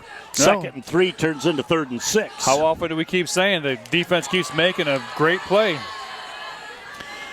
Torres with the back. And they've got options yet on 3rd and 6. Not quite in 4-down territory yet, but depending on what they get on 3rd down, they'll be able to decide. Back to pass, quick throw down the middle of the field. Wide open, yards after the catch, down to inside the 10-yard line. Perfectly thrown ball by Torres. It was. Snuck right in behind the first line of defense there. Comes in. It was a great throw. Missed the first tackle. Hayes had to come back. Garrett Hayes, number 5 for the Dukes, came back into the play to make the tackle. But it was a great play call, 3rd and 6. Got that defense looking in the wrong spot. Torres again. They're just still trying to get that defense to jump. And that offensive line, they are really anticipating that snap count. So they move 2 people in motion again. And you're going to have Davis trying to come to the near side of the field. And he does get to the outside. And he grabs him by the back. But the whole key behind that not being a horse collar, Jason, is if your running back falls forward, there's no horse collar. If you grab the back and there's a whiplash motion, then you've got something that is that 15-yard penalty. Christie came on the backside there. We never stopped his pursuit. Again, we're asking the Garber defense. We're not asking. Coach McQuill is asking that defense. They got to make a stop. They've got to make one more stop. 3 more plays to try and keep Birch Run out of the end zone for potentially a game-tying score. 2nd down and 8. Playbook wide open for the Birch Run Panthers. A lot of pre-snap movement by the Birch Run Panthers to try and confuse the defense. Banging forward just down to about the 4-yard line. Great job. Again, they're going to give them the 3-yard line. 3rd down and goal. As they quickly go back up to the line of scrimmage. Again, not hurry-up offense. It's no huddle offense. Correct, yes. And they have the opportunity to go quick. And they're going to give that ball sniffing the goal line and into the end zone. It's a Birch Run Panther touchdown. Great play. Follow your blockers. You got one of the top running backs. We've talked about him plenty of times tonight. And you want to know what? Taking advantage of the turnover. The Panthers take it in. Now the big question is, can they get the 2-point conversion? Yep, and obviously they got to go for 2 here. They are not going to gain anything by trying an extra point, which they've already been not real successful with tonight. Just under 7 minutes left. You know, you're not sure if you're going to get the ball back either. So this is a big play right here for both the offense and the defense. Well, in the Garber defense, they got to suck it up here and make something happen. Birch Run has got a multitude of plays with Torres being very athletic, And a great running back. Wide receivers are catching everything thrown to them. And all of their movement that they're getting, trying to confuse the defense. Banging forward down near the goal line and in the end zone. With 6:56 left in the ball game. We're all tied up at 20. Back for an exciting finish to this game in a moment on BCTV. You're up. There's an old saying, you can never have too many officials. The age of the average official is 52 and getting older all the time. We're constantly recruiting new people, younger people to join us. After you register with the MHSAA, look on the website to find an officials association near you. They'll put you in a position to succeed as an official. We all learned a lot from high school sports, and officiating is a great way to give back to the game. There's help wanted, just whistle. Back here on BCTV, Jeff Doan and Jason Newsham along with you. Dylan Sauber is filming tonight. Is there going to be an adjustment on this kick by Birch based on Logan Anthony's success returning? If the coaching staff can hear the fans, I would say yes. They're not going to kick it to Anthony. Let's see if he gets the message. But he's had some great returns tonight. He said earlier, the ball is starting to get a little moisture on it with the dew coming. It's a beautiful night for football here at Ed Harvey Field. And again, that ball's going to go out of bounds. It didn't go out of bounds. He's got to pick it up at his 10, trying to get around people, and oh my, that thing just took a left turn. That looked like my golf shot right there. Right where I want it. I don't even know you could plan a kick like that, Jason. And he stood there saying, oh, that's going to go out of bounds. They're going to make him re-kick it from the 30. And all of a sudden, that thing didn't go out of bounds, and he had nobody left to block. His blocking had broke down because they anticipated it happening sooner. Now the Dukes have got to go 90 yards, but they got 2 timeouts and 6:51 left in the ballgame. 1 timeout. You're right, they used a second. You know, Khalil Brown, the fastest one down the field there, meeting Logan Anthony as soon as Logan turned around and tried to make a move. Stuffed out run number 40 for the Panthers. I figured we'd see an exciting finish to this game, and it has not disappointed.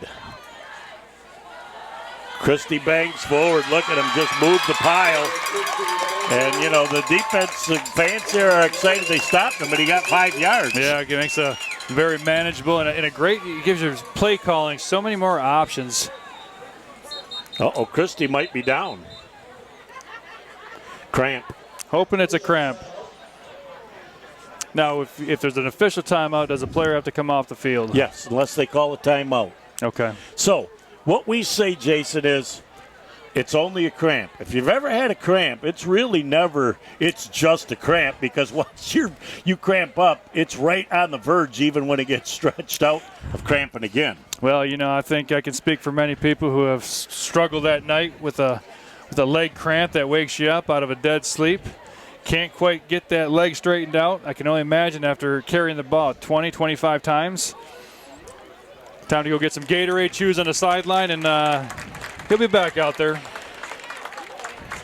Well, he just started running, and that thing just grabbed him again. He's just, you know what, it's all up for the crowd. He's just doing it for the crowd. Yes, he wants some more reaction. Well, all we right. talked about Coach Coquillard and the plethora of backs that he has options of. Now that his number one workhorse is out, we're going to see if that changes the 2nd down and 5 play call. Options are abundant 2nd and 5. Especially with Christie back wide there. open. Uh-oh.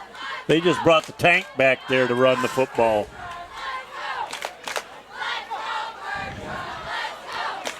And look at him. He's just looking for somebody to hit. There's nobody there, so he bangs forward.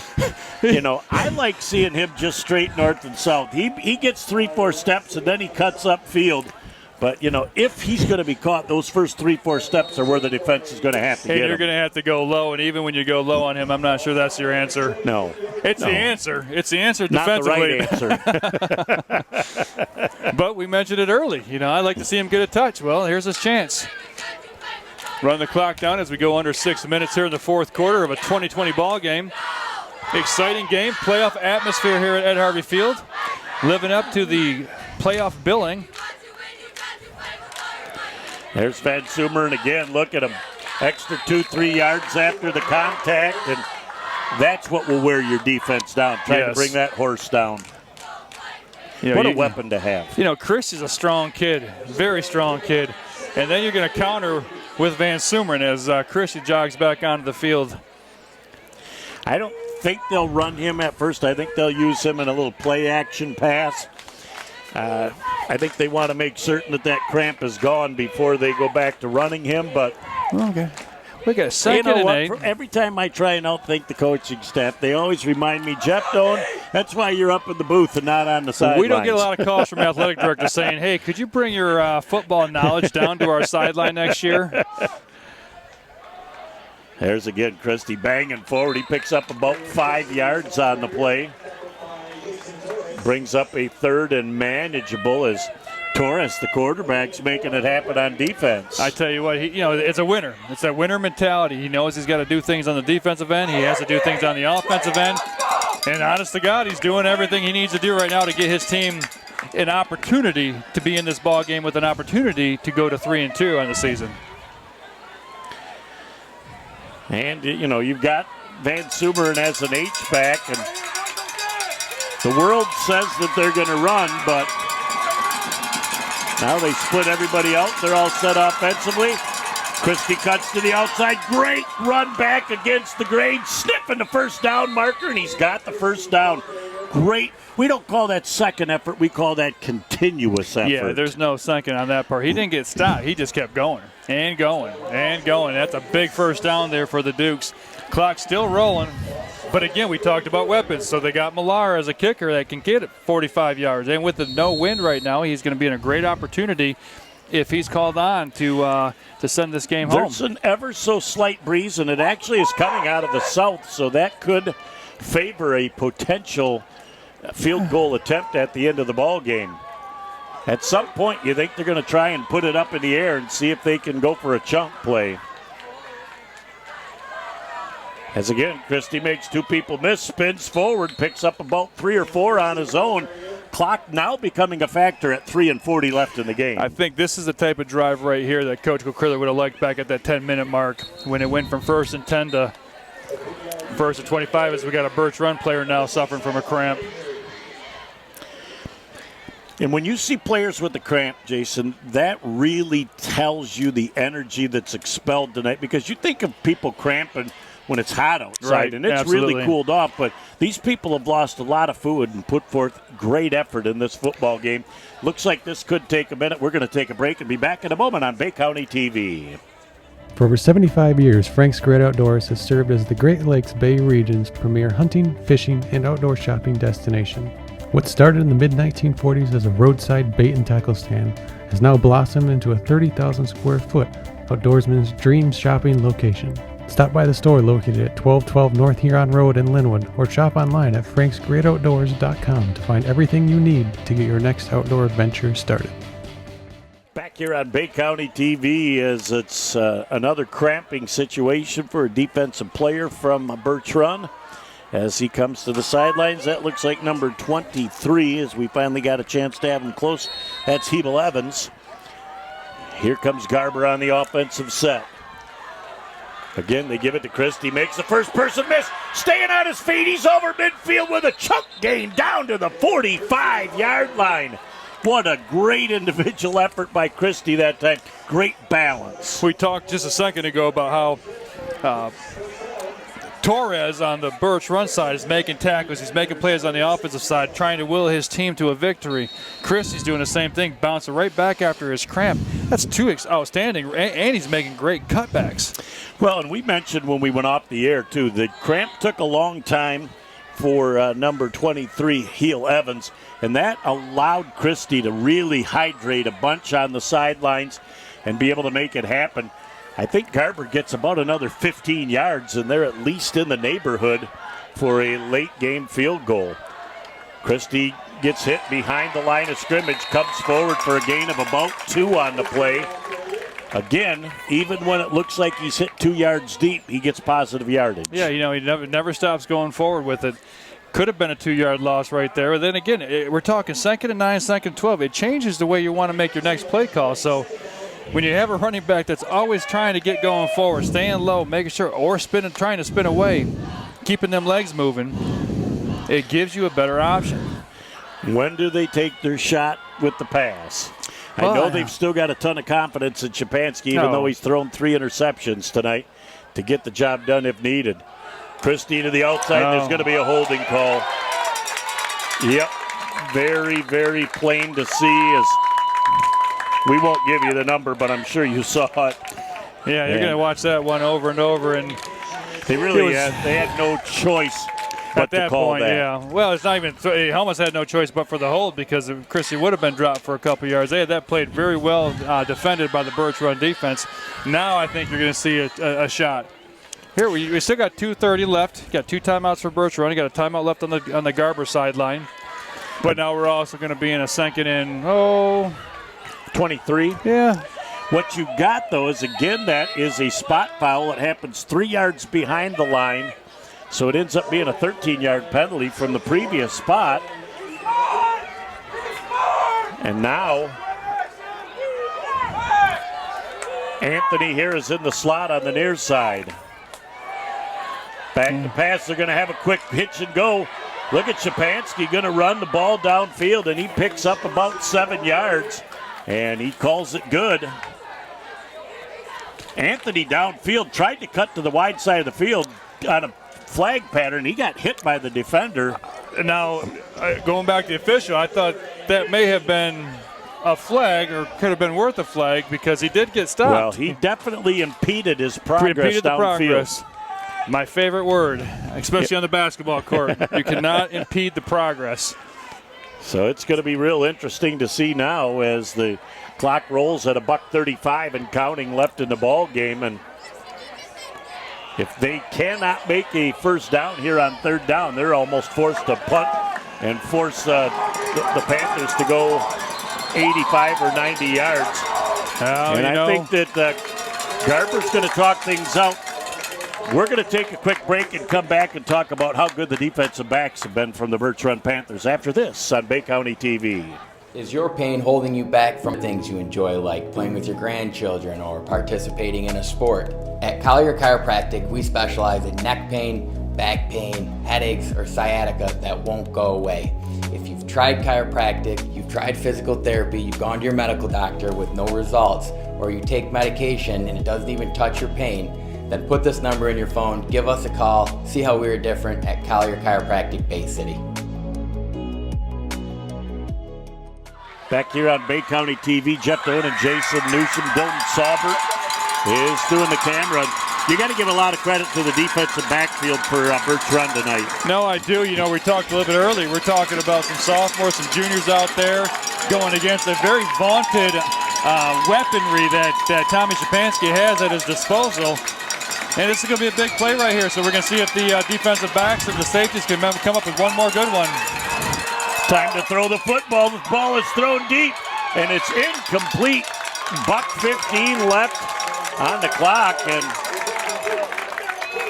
that ball was intended for Fellows down there. They picked the right person, but boy, there were 3 defenders around the football. Again, superb defensive play in the second half by the Birch Run Panthers. Absolutely, giving themselves a chance right here to get the ball back with plenty of time. 2 timeouts left, 1:15 left here in the 4th quarter. And again, you're going to kick that ball down and force them to go 80-plus yards. Of course, Brown is back there. Do you even want him to hang on to the ball? That's probably a designed ball so that that ball cannot be returned. And it got a real favorable bounce. Probably not the way he wanted it to come off his foot. As 10 seconds come off the clock, so 1:05 left. That was Thiessen that kicked the ball. So I really don't think they wanted to kick it deep. I don't think they wanted to give Brown an opportunity to get ahead of steam. Not sure that was not kicking it to Brown. Very smart move. Ran 10 seconds off the clock with the punt, and you still had a chance of maybe getting a bounce off of a Birch Run defender and even getting a live ball out of the deal. Boy, they were all yelling fire down there. Well, I tell you, the coaching staff was out there. Tell you what, a lot of times people will see coaches out there yelling, but, you know, they're excusing the passion. I mean, right now we're in a 2020 game. We talked about it before the game. This is a playoff game for Birch Run. They're sitting at 2-2, a big win over a very good Garber team that was ranked a couple weeks ago. It's a good opportunity for them. We're going to find out now what this last minute and 5 seconds is all about. rotate to the wide side of the field. I think this is Coach Quillard and Potts' time defensively. Quarterback trying to run, almost got stripped, was able to hang on to the football. No timeouts left for Garber, so they're just going to do what they want. Look at Van Sumeren back there. He's just sniffing the football. He blew that one up, and Torres was lucky he didn't get that strip because them big paws from Van Sumeren coming through, you never know what you're going to get. Well, when you're throwing a swipe, it takes a man's size to hang on to that football. And 40 ticks left. They don't look to be in any super hurry, but you know Torres can make an explosive play, and so can Brown. Van Sumeren, he was back a yard, and he tried to anticipate that snap count, and he was ready to split two offensive linemen. Thank God he stopped. that really doesn't hurt you a lot, though. The clock stops with 32.4 ticks. Offsides against the Garber Dukes, and now they're going to snap count on the delivery of the ball back to Torres. And they've got Twins to the near side of the field, and Twins with a slot to the wide side. Here comes the pressure again, and they're lofting one up. Fellows has an opportunity, and it just slipped through his fingertips. Really think he might have lost track of where he was at for a second. That ball floated a little bit. I think he lost track, but I also think he misread the direction of the ball. The ball kept going. And he ended up with a long reach, and then all of a sudden you have to reach your body. And I think he's looking to take off with that football, too, and return it. Well, he would have loved to have had an opportunity for sure. Well, he's certainly somebody that can change the field position in a hurry. So and we know now he likes on third down. I almost feel like this is a run play for Birch Run. They cannot afford to have something happen where they turn the ball over, and that's exactly what they're going to do. You're just going to bottle him up, and he's going to be near that first down marker. They're going to give him the first down with 19 seconds left. They may be able to get another play off. They might call timeout. They got the timeout. They're going to call timeout. We'll take a break and be back in a moment on BCTV. AAA Transport and Limousine is the Great Lakes Bay region's most reliable and requested transportation service. For over a decade, we have been helping our clients to get to their destination on time, in style, and comfort. AAA's services include non-emergency medical transport, wheelchair accessible, school transportation, and shuttle services. We strive to provide exceptional customer service and tailor our fleet to meet your individual needs. Rest assured that you are in safe hands when you ride with AAA Transport and Limousine. To set up your next appointment, give us a call at 989-893-8294. Back here on Bay County TV as we try and analyze. Birch Run down to one timeout left, Jason. They got the first down, so that gives them at least an opportunity to run this play and then one more, pending whether or not you get another first down. But if I'm Birch Run and you try to wing that ball up, you better hope that Anthony or Fellows or somebody doesn't get it with an opportunity to run it back a bunch. Yeah, I think you're going to look for Van Sumeren, certainly get in the backfield, at least try to make Torres a little uncomfortable. And he did not get out of bounds. Forced that timeout to be called. Yep. So with 10 seconds left, they use their last one. When you realize you're there trying to cut back, if you get to the sidelines with about 12 seconds left, you really have two plays left. Now, they're going to, if they get 3 yards, they're going to have an opportunity to stop the clock long enough to move the sticks. But as soon as the sticks are in place, you're ready for play goes, and you're on the move. I understand as an athlete wanting to make that play, wanting to maybe cut it back up, maybe get something going. But the reality of it is the smart play there, save the clock. Get out of you got 3 yards additional by cutting back.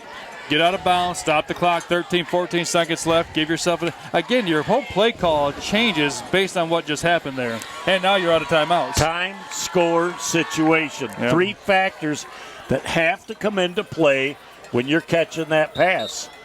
Trying to make a big play, you get the out of bounds, and again, you got 13 seconds left. You save that timeout. It stops at a first down. You clock the ball down.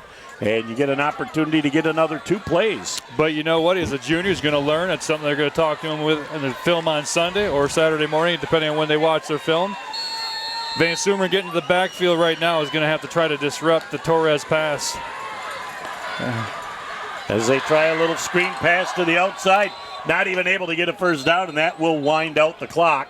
Potts, and your man. That is it. Potts has just had an incredible night tonight. That's the end of play in regulation. Now what we do, we bring the captains back out onto the field. In most protocol, we have an illegal formation against the Panthers, and that penalty is declined. Now will officially be done. But they bring the players back out onto the field, the captains, at least one of them. And what they're going to talk about is if you win the toss, you elect to defend a goal. So you want to play defense first to see what the offense is going to do. If they score a field goal, you'll know, hey, I can either score a field goal and tie it, or I can go for the win. And then you have an opportunity. There's no real advantage here to defending a goal, which end you're going to play on, because a slight wind coming out of the south, you would think maybe they would want to play down in the north end zone, but there's not enough of a wind to make it a factor either way. The wind has picked up a little bit, but like you said, this is the proverbial chess match of overtime football in a high school game. You've got opportunity, but the biggest thing to do is your defenses both have stepped up really, really, really, really well here in the second half. Kudos off to Birch Run, holding Garber to 0 points the second half. That is an accomplishment. Their defense had a pick 6. Their defense is playing really, really well. The thing about Garber right now is they get a chance to regroup because their defense hasn't played bad. So it's not like you're sitting there going, man, we're gassed, we're this, we're that. They're beating us here, they're beating us there. The reality of it is both defenses just great adjustments by both coaching staffs at halftime. Well, and again, I think the defensive backfield for Birch Run has been outstanding in the second half, confusing Tommy Shapansky because he threw a couple of balls where, frankly, it didn't look like he saw the defender in the neighborhood, and he was eyeballing his receiver, and the defense just flowed really well with the football. Very uncharacteristic of Tommy. Obviously he's a great quarterback. He's made a lot of great plays this year. He throws for a lot of yards. He's got a lot of options. But sometimes, it even happens to touchdown Tommy Brady at the NFL level. It does happen. You have a game where it just doesn't go your way. But the one thing right now that he has, exactly, because no one's going to remember anything else if Garber can come out on top of this game. And it's going to be very, very interesting if this game comes down to a try for extra point. Garber normally will kick the extra point. And with Birch Run having not much success, if they score, I see them going for 2 in the win, not trying to put an extra point through. And it's a chess match. Absolutely. Yep. And they know, Birch Run knows their kicker better than we do. And obviously he's out there because he can make it. And he's never had a problem with distance.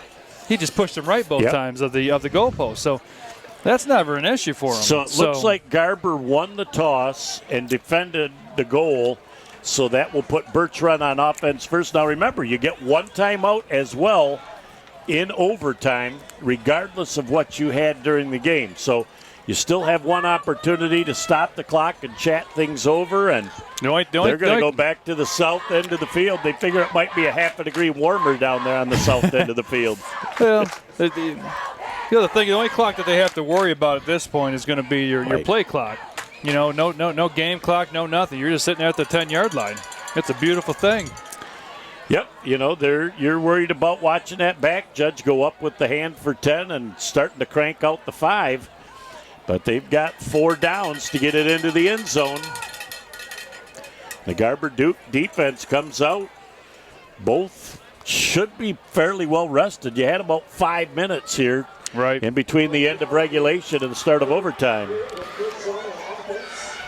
It's going to be a big opportunity right here. I still see Van Sumeren penetrating that backfield, trying to make life uncomfortable for Torres.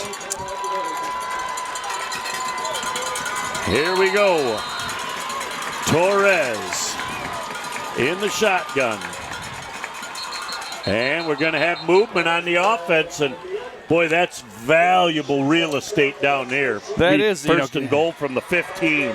You get that, but it's coming right out. I mean, that's coming out of your timeout, your preparation there for. That was one of the first times they had two guys in the first time you had two guys in the backfield. Usually they move a lot of guys around. There they go. And they hand that ball off.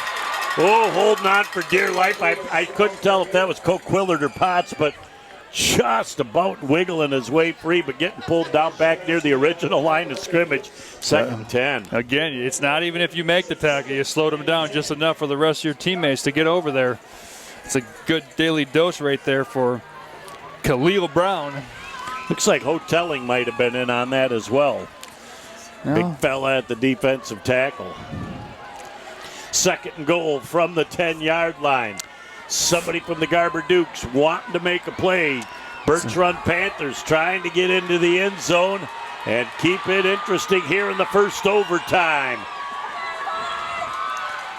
Torres again. They got a little counter action play to the outside. Perfectly done by the defensive corner for the Garber Dukes. I could not tell who that young man was out there. I love the play call because it's the first time we saw that all night. So if you're going to catch him sleeping, getting Brown fake up the middle and coming back, that Garber couldn't have defended that any better. But they were in great position. position. Corner just stayed on contain and chopped him down like a tree down around the ankles. No lane to run into. This will be a big third down call. Again, they do have a field goal kicker who has a great leg. It's going to be interesting to see if they're going to try to do two plays here. I don't see field goal as an option for them. Torres back. He's got his happy feet going. Pressure coming. They're throwing that ball down the side. He's out of bounds. He caught the ball, but out of bounds. It'll be 4th and goal from the 10. You think it's decision time. I think they don't have a lot of confidence in their kicker after two misses. I'm going kicker. Of course, I saw the kicker running on the field. So okay. And the thing is, he's missed right twice, and now he's on the right hash. He knows how to kick. He's going to make up for those extra points right here. This is his opportunity. It's time to shine. This is going to be about a 28-yard field goal attempt. The freshman, Jordan Ledford, resting on his toes. Ledford going to get it up. It's plenty long. It looks like it might have gone wide to the side and is no good. We're going to switch from defense to offense. This changes the play calls huge for Essexville Garber with the field goal kicker that they've got. They do, but I tell you, it's a freshman kicker right there. How much confidence does that give him, knowing that coach is setting him out there for an opportunity to put his team ahead in overtime? I really felt like he thought the percentage of a field goal versus a conversion on 4th and 10 might have been. But, boy, I think your boy's 0 for 2 on extra points. It's really tough to bring him out in that situation. But, I don't see the kid kick in practice every day. Coach does. Absolutely. Coach absolutely knows that he's got the ability to do it, and he just didn't come through this time for them. I wouldn't doubt again if it comes to a second overtime that he doesn't get another chance.